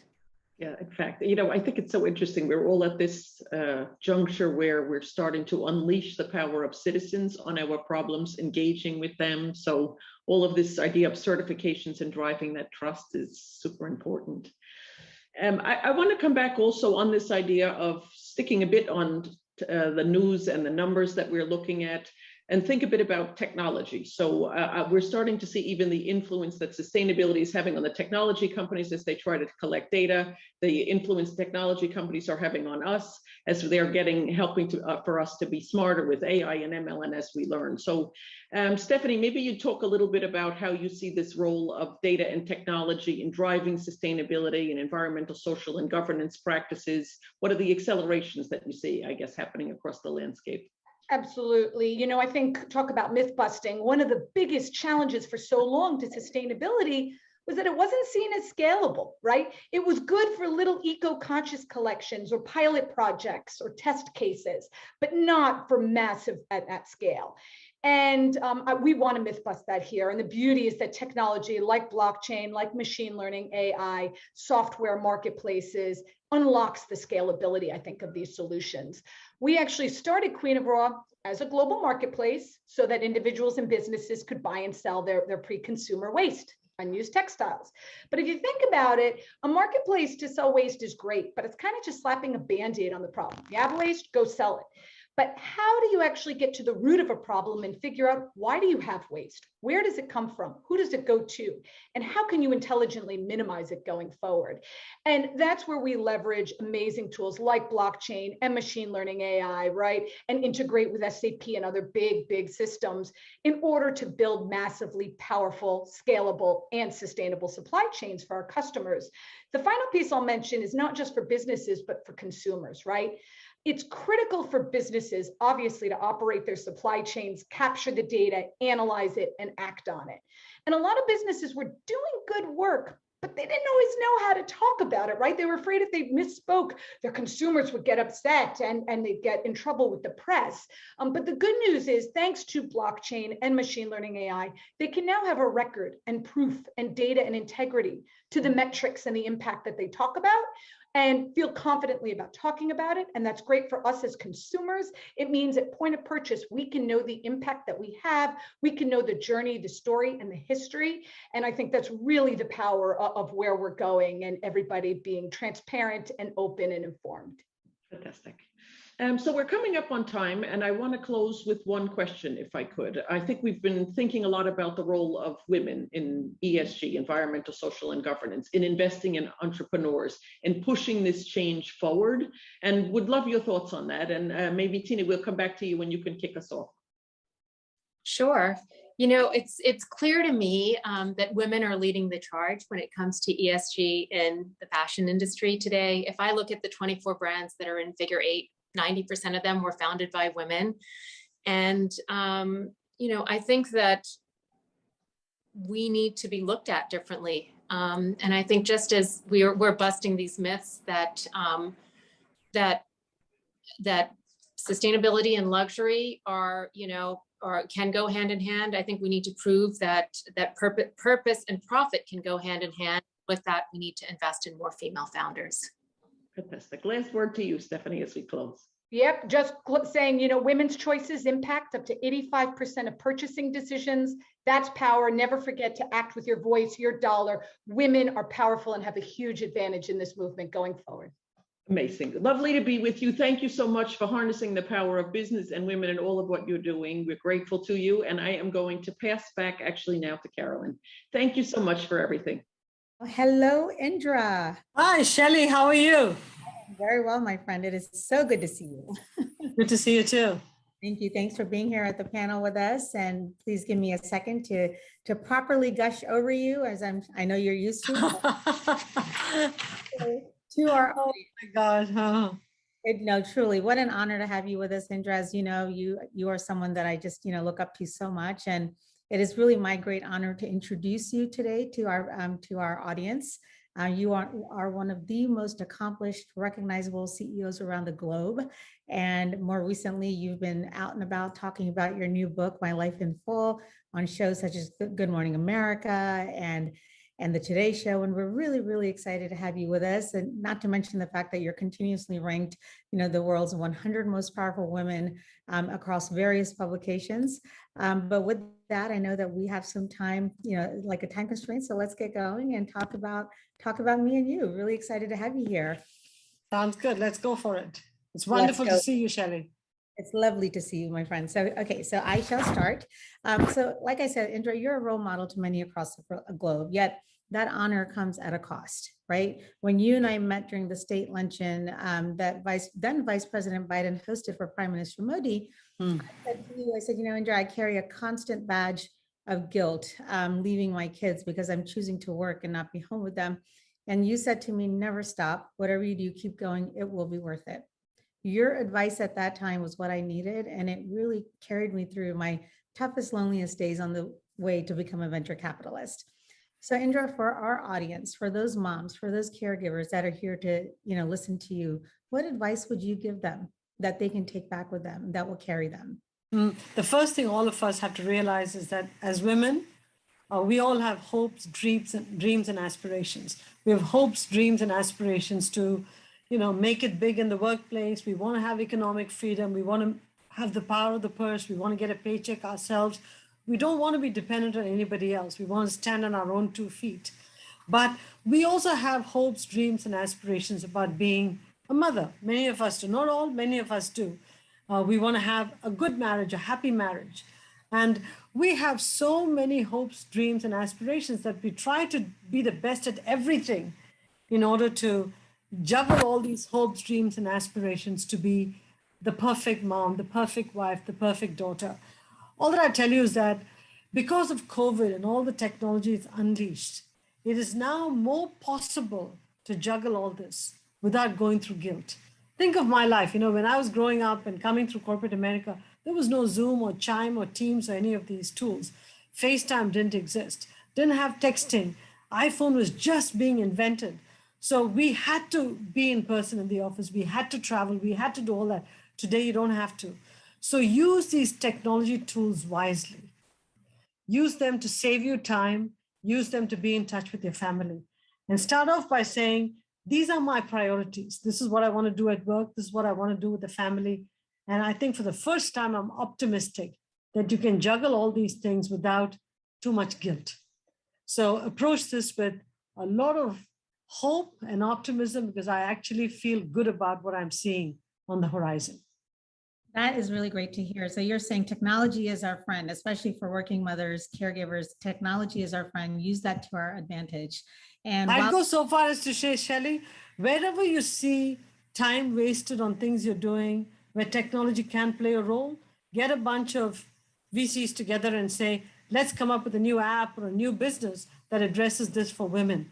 I think we have to be our own business creators to help ourselves. Absolutely. And that is such a great segue for my next question, because look, Indra, as you know, you were at the helm of one of the world's most iconic brands, Pepsi. You polished it, you grew it, and you did this in a way that I would say many female CEOs have not done for a consumer brand. So what would you say, with the female consumer being the biggest spender, we control 78% of discretionary spending worldwide, and we are the ultimate consumers that products are made for us. In today's market, how would you say how can a brand thrive, and what do they need to appeal to the female consumer? So I've been looking at a lot of the brands, and I'm saying to myself, the kind of brands that were built in the past, when it was just one to many, a television station, broadcasting, allowed us to build brands over many years. Today, if you want to build another Pepsi or a Mountain Dew, it's going to be very, very difficult. Today is about discovery. Today is about niche. Unless a major technology disruption is going to put a brand on the shelf, like an Amazon, a Google, a Facebook, a LinkedIn. It's all technology driven. In the traditional consumer world, it's going to be very, very hard to build a big, iconic, deep, muscular brand. I think the name of the game is more discovery, more niche brands. Creating niche experiences, not just brands and products, niche experiences, and creating shoulders for the brand in different ways than perhaps Pepsi did when we created the brand and we grew it over time. So I think we have to approach brands not as creating another Pepsi or a Lay's or Ruffles, but in terms of how do you create discovery experiences? How do you create moments of joy? And how do you constantly reinvent the brand? So it's very current in this digital world where the attention span of consumers is infinitesimal. Very well said. And especially in retail right now, where technology wasn't nice to have before, but now it's table stakes. Yeah. If you have technology, they're not going to survive. That's right. Thank you for that. And how do you feel about sustainability and how it enhances the value of brands? I think sustainability is a huge issue. Environmental sustainability is a huge issue. I think climate change is something we should all take seriously. I'm a judge on the Earthshot Prize. We just had the Earthshot Prize Awards this weekend. When you're in the middle of that, you realize how big an issue environmental sustainability is. Because when the proof comes, it's going to be too late. And the proof is already coming. So we have to take it seriously. Now, here comes the rub. A lot of companies are doing the right thing. Not enough, but they're beginning to do the right thing, which is a great step in the right direction. Consumers now have to demand more sustainable products, and they should create the pull for consumer products that talk about a very good carbon footprint or really are working on sustainability. If consumers say, we don't want these products because they don't look great or they require us to wash the bottles, then we have a problem, because then companies keep pushing products and the consumer is not pulling it. The best example for me was we came up with a product called Drinkfinity, which was a recyclable bottle, which had a pod in the bottom for flavors. So you fill it with water and then you put the pod, you get the flavors. But the consumer had to wash the bottle every night. Consumers didn't want to wash the bottle every night. They said, rather throw it away. So you have to change consumer behavior in a profound way. So I think the only way environmental initiatives will take root is companies keep doing what they're doing and accelerate it, but consumer behavior changes to make the sustainable choice the first choice. I love that. So sustainable choice should be the first choice. And I'll segue quickly by saying that, in today's, day and age, the consumer is very aware, they're very educated. They want to see how their goods are sourced, where where each material is coming from, who their end customer is. They want to give their money to companies that live their values. So that makes perfect sense. Yeah. Pleasure. So switching really quickly to your fantastic book here. I carry it with me. I took it to London with me, brought it to San Francisco with me. What I would say is this, Indra, that, you captivated me personally from the first page, where you talked about the fact that you belong to both worlds. Mm. Yes. And we share that link in common. I was born in India, raised in the US, and I hold both of my cultures so close to my heart. So having been born and raised there, coming to the US, what would you say is the one contributing factor to your success as one of the world's leading CEOs? I would say there were two factors. One is my family and my upbringing. And I was lucky because I was born into that family. I had parents, grandparents who all supported me, and I married the right guy. So that was luck. The other part that I think was fantastic is that I had amazing mentors who became supporters and promoters of me. They were all white men, I have to say, except one in India. And how those people pushed me, gave me feedback, made sure that I listened to them, tricked me when I didn't do things right. And I mean it in quotes, but the way they coached me and developed me, and I gave them a lot of respect in return. I think that mentorship meant a lot to me, and I am who I am today because I'm a product of the upbringing and those many supporters that I had along the way, without whom I couldn't have, evolved and improved myself over time. And finally, I'll make a point. My story of coming from an emerging market, person of color, and ascending to the CEO-ship of an iconic company can only happen in America. So I think I am the true living example of the open environment we have in this country, and the fact that I was welcomed, because I wasn't fleeing persecution. I was welcomed, I was encouraged, nurtured, and I became somebody. And so I have great gratitude for what this country stands for and how lucky I was to be here. Wow, that blows me away. So gratitude carries the day. You're saying that, where you're born, the family you were born into, you were lucky, but truly where we are born does define our opportunity to a great degree. Yeah. And that is actually something that we're solving through the Shatter Foundation now, and bringing entrepreneurship education to girls in underserved communities. So we're very Indra. And I encourage our audience to read your book, because you share some very personal anecdotes in that book, right? You talk about your dad's accident. You talk about Rita being bullied, and how you and Raj were just devastated to hear all that she was going through, right? And as I was reading that, I was thinking that if Indra Nooyi can have these day-to-day issues, then there is hope for the rest of us to be able to handle these kinds of issues that come up, whether it's our children getting bullied, something happening at home, and yet you persevered, you are who you are. What would you say in terms of the advice to people in our audience that are listening that you can give them on those days when they're balancing everything? And you talked about this a little bit, but I'd like to go back. Look, families are messy, families are fragile. Mothers in particular, the punching bags for children, especially for daughters. And people will go out of the way to make you feel like you're inadequate. You're not a great mom. You're not a great wife. It's what society is all about. And for women in particular, you're either too tall or too short. Your skirt is too long or too short. Something or the other, people are going to find something wrong with you. We ourselves have a perfection gene, and we're never happy with ourselves. Others reinforce that insecurities we have by always making it look like that we're not good enough. At some point, we have to quit feeling bad about all this.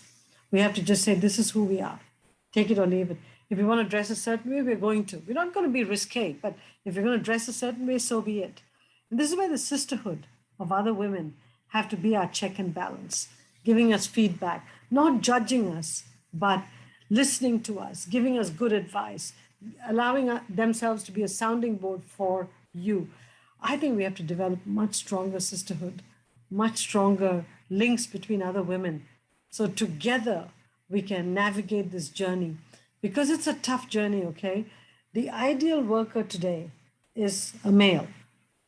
We're trying to bend that curve and say, the ideal worker today is somebody talented, somebody who'll do the job. Doesn't matter what gender or ethnicity or color they are. We're trying to change the narrative, and it's not easy to change the narrative. And yet here we are doing it. You exemplify it. Every woman that's been on this panel today has been, like chipping away at that. And I hear your point that, women need to be non-judgmental of each other, for sure. Yeah. Door openers, not gatekeepers for each other. Yep. And sort of want each other to succeed. So each of us has to pull each other up.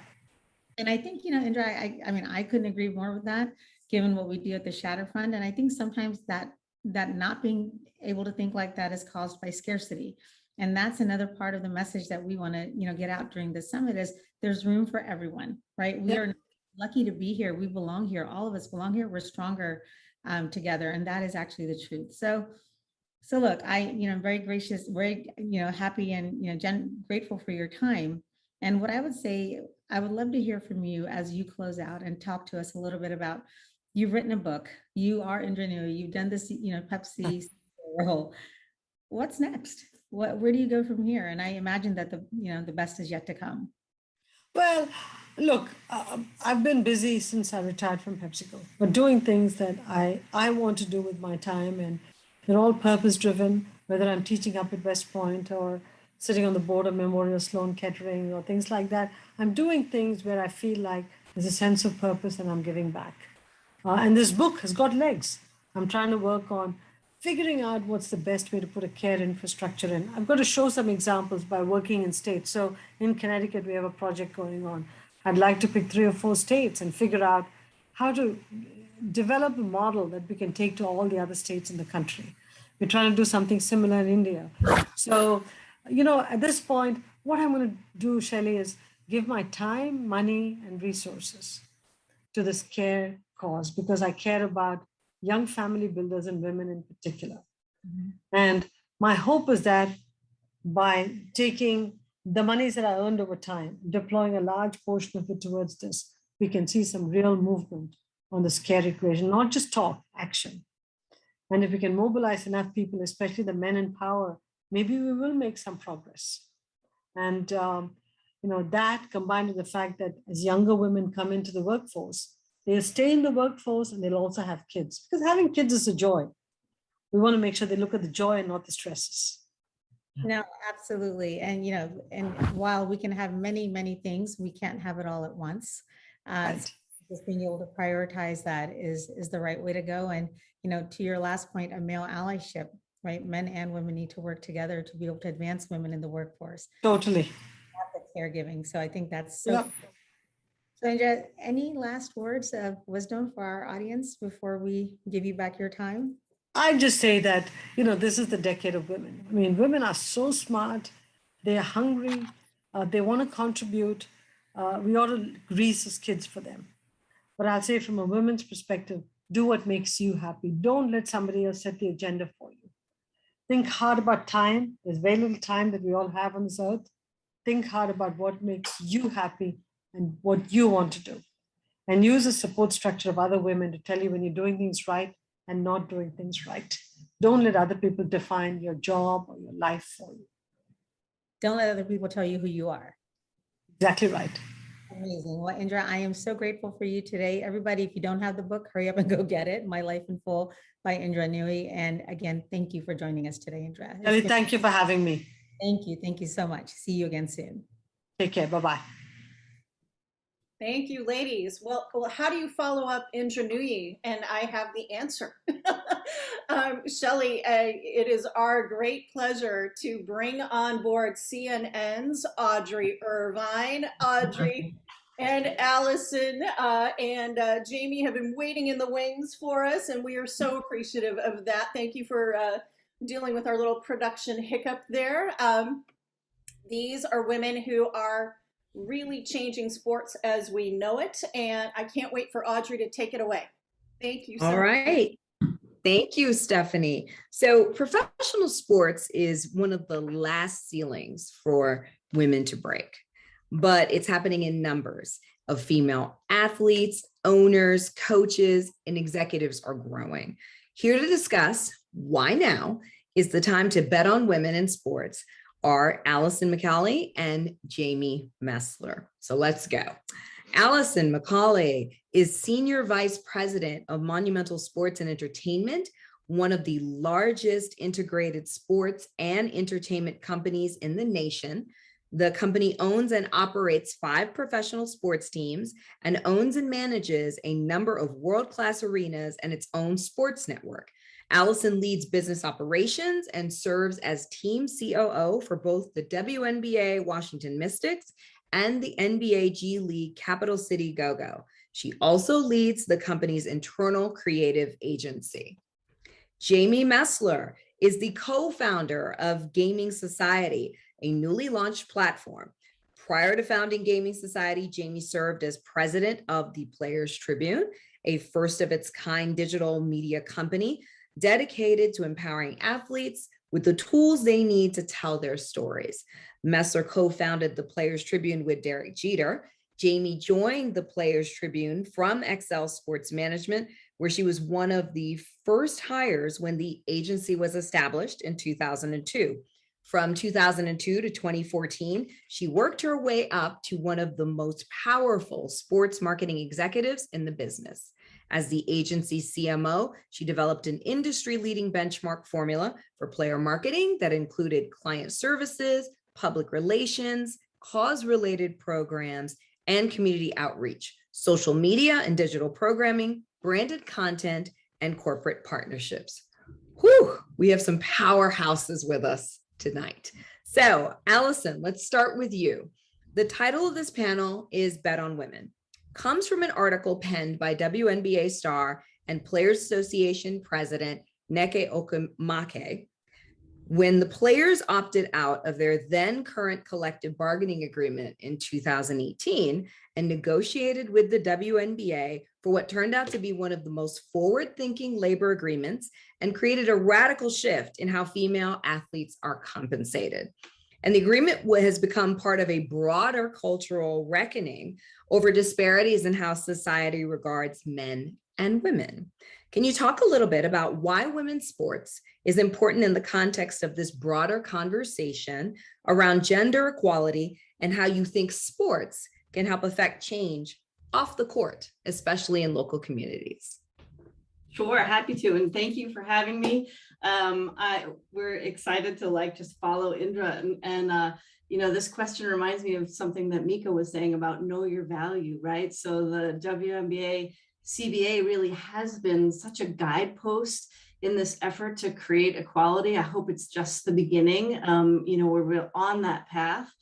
But I just firmly believe that sports has the power to change lives. That's why we're in this business.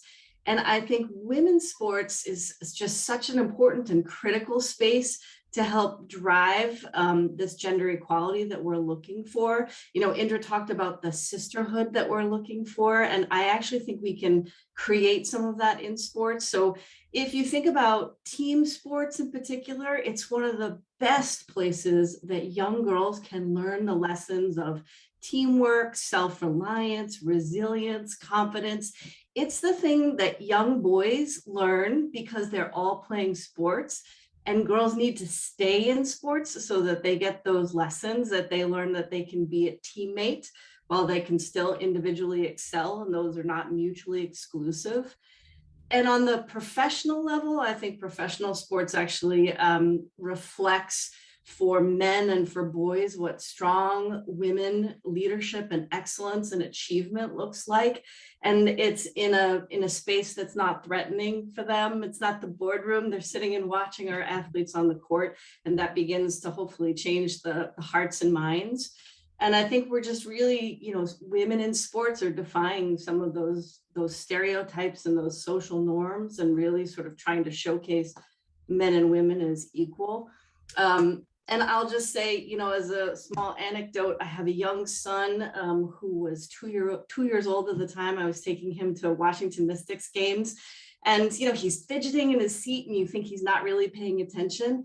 He took it all in, and he'd come home and he'd go down to the basement and he'd get his little Tykes basketball hoop out, and he'd say, "Mommy, you be one of our opponents, and I'm going to be Elena Delle Donne." And, he didn't see that as her as female. He just saw a great player. And if you asked him who his favorite players are, he's naming people like Natasha Cloud and Elena Delle Donne. And he's just thinking about who's great. And I think that's the change we need in our society. We need our young boys to see that and not come to the table with those gender stereotypes. And then when they become executives in the boardroom, they have that frame of reference of excellence that was in front of them at a very early age. I love that.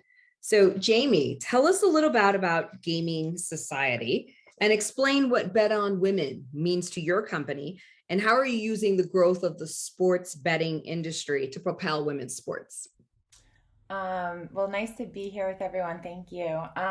So Gaming Society is a company that I started. Actually, it was born out of the pandemic. I had left Players Tribune about a year before. And when the pandemic hit, it just became clear that we didn't know when we were going back into stadiums and arenas. Viewership was down. And I just believe that the future of fan engagement is gamification. And if you have skin in the game, it's just more fun to watch sports, to hang out with your friends. And how do we create like more immersive experiences in sports? Having worked in sports for over 20 years, I wanted to try, and what I love to do is build brands, find the white space. And as I was doing this, the sports betting industry became like, it started to blow up. And sports betting is ultimately gamification. The problem is 90% of people that have an interest or people that may want to have skin in the game don't know how to bet. It's very intimidating. It's very inaccessible. And most people, myself included, just feel intimidated, left out. And we wanted to create a company that would help educate and bring more people an opportunity to have skin in the game and to have fun. So that's the ultimate goal. We're a content gamification platform targeting the next generation of sports bettors, including those who are just learning. And we believe that women's sports are exactly that. They're passionate sports fans, proven to invest in their favorite teams and players. And yet they've been on the betting sidelines, especially to date. At the Players Tribune, Sue Bird actually wrote an article in 2016 calling out the disparity of advanced stats and analytics in men's and women's sports. And without that necessary infrastructure, it's even hard to bet on sports because you need to have that visibility, you need to have the data, the stats. So we're working towards how do we fix that and how do we use the innovation and the growth of now the biggest sports industry in sports to help propel women's sports. So with that, the article that you mentioned written by NECA was actually written on the Players Tribune as well. And the WNBA smartly trademarked that tagline. And so we did a deal with them where we have a partnership with the WNBA, and NECA is now on our advisory board. And we created a movement called Bet on Women. And it's meant to put women's sports at the forefront of this industry. And it's meant to, we believe if you bet on women, you have to know who they are. So when everyone talks about less than 3% of visibility is targeting women, we want to help change that by making it so, we're partnering with sports books. If they incentivize bettors to bet on women, you have to know who they are if you bet on women. And so we're working towards, working with leagues and teams and really adding that gamification element so we can educate fans of women's sports to be in on the action and then get more fans interested in women's sports by using betting as a tool. Love it. I love it. Now, Allison, one of the ways that the WNBA has stood out from both other women's sports and certainly traditional male sports has been the commitment to causes outside of basketball. I've heard you use the term purpose-driven sport to describe your work. Can you share with us what you mean by purpose-driven sport and how the Washington Mystics and the WNBA are delivering this differentiated sport experience? The WNBA is certainly not the first in this space, right? There's been plenty of activism that has happened through sport over time. And it's not new in terms of even the history of the WNBA. So as Cathy Engelbert talked about at the beginning of this entire summit, the WNBA is celebrating 25 years. And over that 25 years, it's really been at the forefront of topics around working moms and maternity leave, LGBTQ plus rights and acceptance and celebration. We had some of the very first on-court protests of police brutality. At a time, actually, our players were well ahead of our league in terms of that topic. And our players have always been involved in civic engagement and voting and community activism. I think what's different now is, and what's coming into sharper focus is this idea that we're trying to create like change-focused conversation. So it's not one way, it's really a dialogue, and it's very community-oriented as well as nationally based. And I think, there was a study that just came out this past week that was around 50% of women's sports fans are looking for sponsors who are trying to make the world a better place. That's in stark contrast to like 20% of men's sports fans. So, you have a fan base that's looking for change. You have players who are looking for change, and they're really trying to use their platform to create that change. In DC, DC stands for the District of Columbia. We sort of have a play on words here that we say we're in the District of Change. We believe change happens here in Washington, DC. You see it right on the National Mall where, groups can speak truth to power. And we're trying to use that same platform and really educate and agitate around issues of female equality, LGBTQ plus equality, racial equality, and socioeconomic equality in our communities. And so you see that reflected, in our games, in our sort of curated social events for our fans and our members, in community volunteering events, even in our store where we have purpose-driven merchandise where you can purchase shirts where the proceeds go 100% back to the artists who create those designs. So it's really trying to put our muscle where our voice is at this point and really try to create that change and advocate for that change. Love it. So Jamie, gender equality, female representation at the executive level is lacking across the entire sports industry. We know this, but more so in the sports betting category. Did this play a role in you choosing to found a sports betting company? You wanted to be a trailblazer? Actually, no, I think it's interesting. Yes, there's not nearly enough representation of women in leadership roles in sports overall. In sports betting, I think part of it is just that I actually felt sidelined in this new industry when I've worked in sports for so long. And if I don't know a lot about it, it felt like there must be a lot more people like me.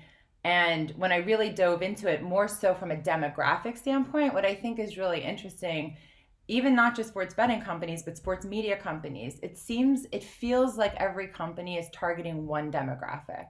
Mm-hmm. And it's certainly not women, but it's not diverse in any way. And so a big part of what we wanted to do with this company, and I don't know another female founder in this space. There are a lot of I've been pleasantly surprised on how many women are in senior positions in betting right now. The CMO of Caesars is a woman. The CEO of FanDuel is a woman. The president of the VC arm of DraftKings is a woman. So and I'm just, I'm learning as I'm getting to know this industry. But there's no female founders in this space, and there's a lot of saturation, and there's no one talking to this demographic, period. And in sports, I find it very few people are talking, right? There's more sports fans. There's more women watching the Super Bowl than the Oscars and Grammys combined. There's more, women are the people that are spending money. And women love sports, and so do you think it's intentional? Because I used to work in sports, and I wondered about that. Do you feel that we're at a place now where it feels intentional, or we just never were ever thought of? Correct. I think we're never thought of because and men, it's low hanging fruit. So that's a nice way to say it, and I think that's the case in probably a lot of industries. And so we know that the majority of sports fans are men, but there's a lot of female sports fans. It's not like 20%. We're talking at the 40 to 50% levels. It's just they're more casual sports fans in some cases. And so there's a massive amount of people that are being left out. And it's interesting because I think it's on both sides. It's women, female athletes in particular, and we're seeing a movement now, a moment, and it's exciting, but people have to start putting their money where their mouth is because it's easy to talk about propelling women's sports. This woman, Marissa Coleman, who played actually in the W for 10 years, she was the chair of the committee in Maryland to help make sports betting legal because she won a championship for the University of Maryland when she played there. And she just joined our company full time. And I say that because the two of us are spending a lot of time, and Allison and I were talking about this the other day, on how do we try to take advantage and maximize the opportunity that's here for the WNBA and for women's sports in general. And that's what gets me excited about how we can use this new innovative and try to make innovation out of this newer industry. Because if you just even look at gamification, 65% of women play mobile games. It's more fun, right? We want to be with our friends and we want to hang out.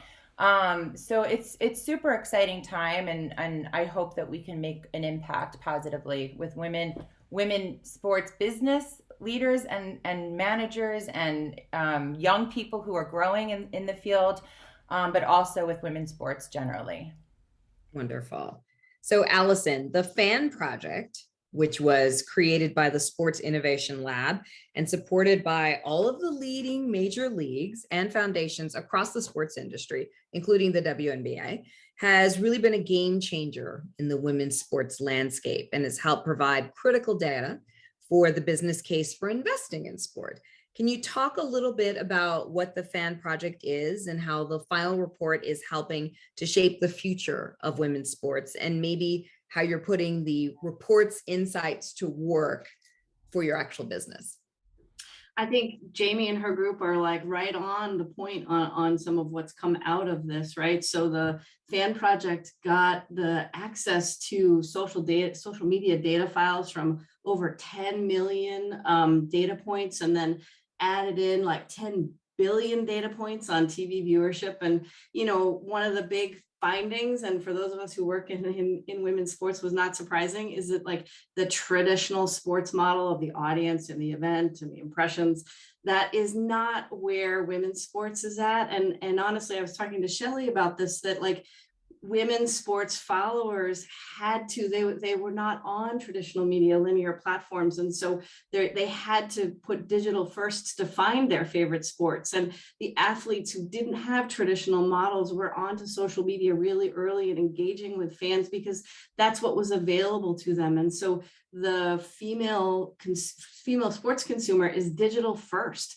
And they're really into the gamification that Jamie is talking about because that's the world that they're living in. And they've been really focused on this idea of storytelling and access and conversation. And wow, the rest of the sports world has caught up to us, right? Like that's where sports is right now.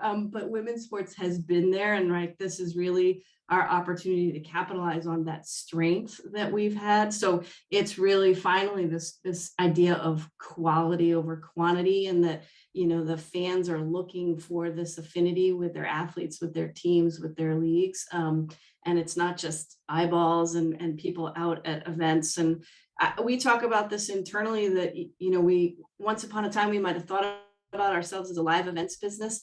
Today we're a content business, and live events is only one portion of our content and our media and our storytelling. And that's this, you know, the Sports Innovation Lab was really all about this fluid fan, this really digital first consumer. And that's where we have been. And I think we're continuing to really lean in on that. So I want to jump off of what you said about the, you know, WNBA fan being the digital first fan. Don't you find that there is more of a personal connection as a result of that you probably don't see in other leagues, that there is, people feel more invested in each player because of that digital first? Yeah, and they know them. Yeah, and they know them, right? They first of all, our athletes are just so approachable. I mean, I'm obviously biased, but like we have 144 of the greatest athletes that are playing in the WNBA, college graduates who are like articulate, passionate women who are doing things on and off the court, and they're just really compelling people. And they're very personable. You can go to a WNBA game and you can talk to any of our players, and then they're on social media and they're engaging with you, and they appreciate the fan and what that fan has done to power the league over the first 25 years and hopefully the next 25 years. So yeah, I think digital has been the reason that people have such a strong affinity, you know, for our players and just the personalities that have come out. Absolutely. So given that advancement, what do you think is the one area that needs investment right now to take on that momentum and continue powering the rise of women's sports? I think it's what Jamie's talking about, really. It's this communal space that allows for this gamification, that allows for this interplay between the fans and the athletes. I think we need more digital spaces that afford that. And I also think, her point about data, like we need that rich data coming into the sports fan experience inside of women's sports. Cathy at the top of this entire summit sort of talked about, you shouldn't be asking like, why should I invest in women's sports? It's why wouldn't you? And your question really should be about not why, but how. And if you're still asking why, like you're really missing the boat, and big brands have already beat you there. And like, it's time to jump in. And, I think it was Indra or maybe it was Mika who was saying like, we just need people to show up, right? So like we need people to come out and support, and that makes a huge difference, right? So like I'd love this digital investment, and then I just really want people to come see us, right? So if anybody's in DC, like come out to a Mystics game. I truly believe if you see it for the first time, you'll be hooked. Absolutely. Jamie, what do you think the investment needs to happen? Well, I think Allison's answer was perfect because we're also just going through our seed round right now. But no, I think it's people putting their money where their mouth is. So it's investing in content. You have to know who these women are, I think, to care. And I think there's some great content out there, but it's kind of everywhere, right? There's brands that have spent money on telling stories and they're not living in one place. It's good to see more media companies like Just Women's Sports and Together and a few others that are starting to prioritize that, but getting more coverage, right? Like even ESPN, where we're talking, I think Allison and I think we're talking about this too, where it's amazing. The finals are on ESPN, but they're like on a Sunday when there's all the NFL games and MLB playoffs. And like, so it's like being smart with what you have and trying to help. I think the people that are at the decision-making seats are helping make the right decisions, thinking about women's sports, when just looking from the outside in, even when you see early days, it's not the same now, I don't think, with the WNBA, but I think early days, it felt like all the sponsors were the NBA sponsors that had to invest in the WNBA, but then they weren't activating.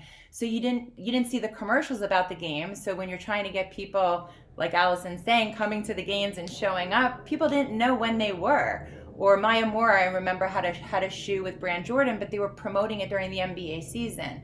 So I think it's just across the board, people making that investment and being more thoughtful, not just checking boxes, and investing in companies like the Gaming Society, where we're focused on exactly that, right? And content and social experiences and gamification. But it is an exciting time, I think, for women's sports, and we're really excited to be a part of it. Do you think we're at that precipice where people are making room?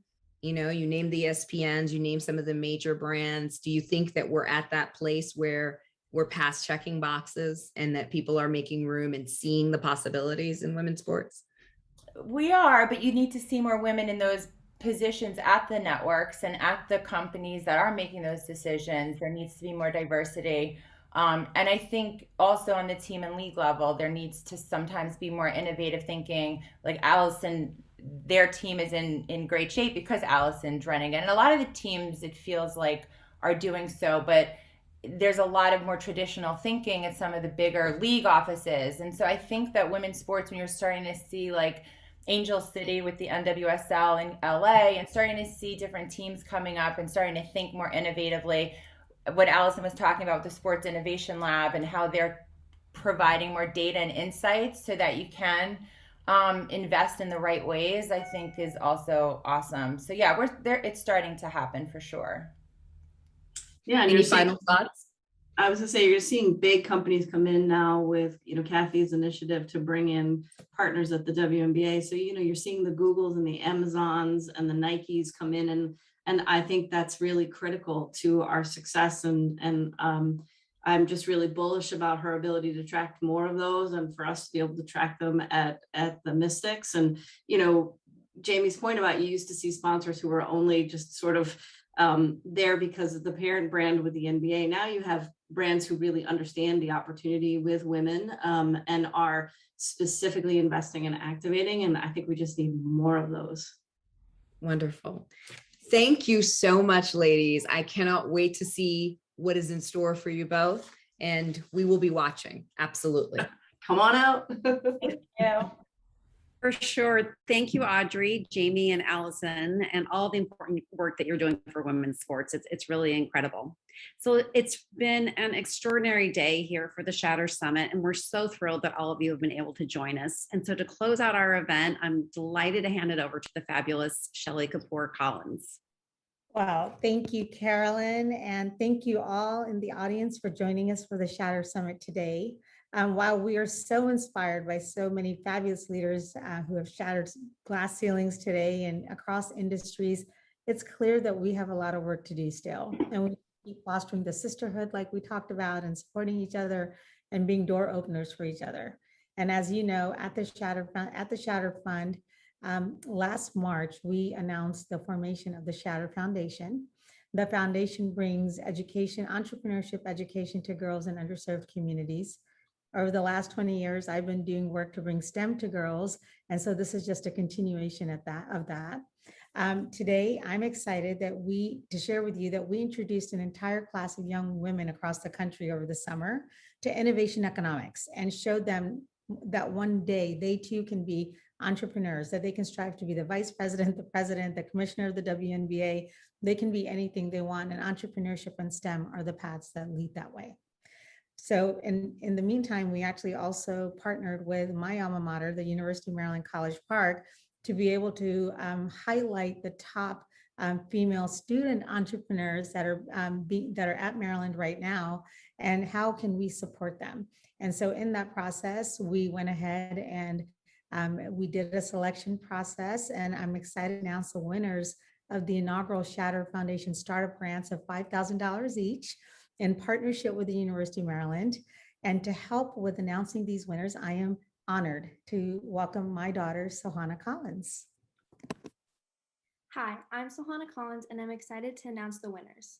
And the winners are Blimp Logistics, co-founders Spencer Yakulak and Camilo Melnick. Aurora Tights, co-founders Jasmine Sneed, Imani Rickerby, and Sydney Parker. Dorothy's Place, co-founders Olivia Bruno, Mika Ponde, and Colleen Baldwin. Congratulations. Fabulous, Sohana, thank you so much.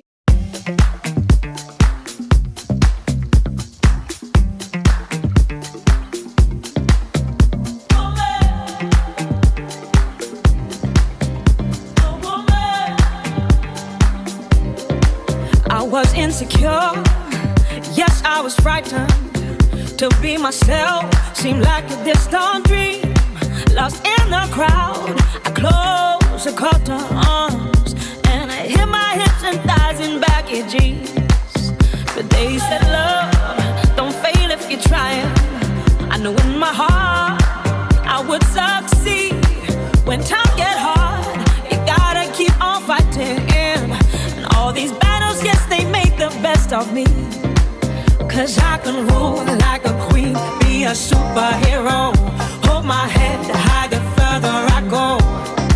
I know I can love myself more than anyone else. I am fine and the world's got to know. Woman, I'm a woman, yeah. When this life is full of laughter and the lives are full of pain, I remember how the early days were darker, and so I stand up time and time again.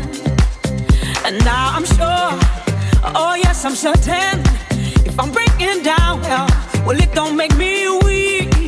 'Cause I learned how to stop the hurting by giving all my love right back to me. Oh, I can rule like a queen, be a superhero. Hold my head high the further I go. I know I can love myself more than anyone else. I am fine and the world's got to know. Oh, woman, I'm a woman, yeah. Woman,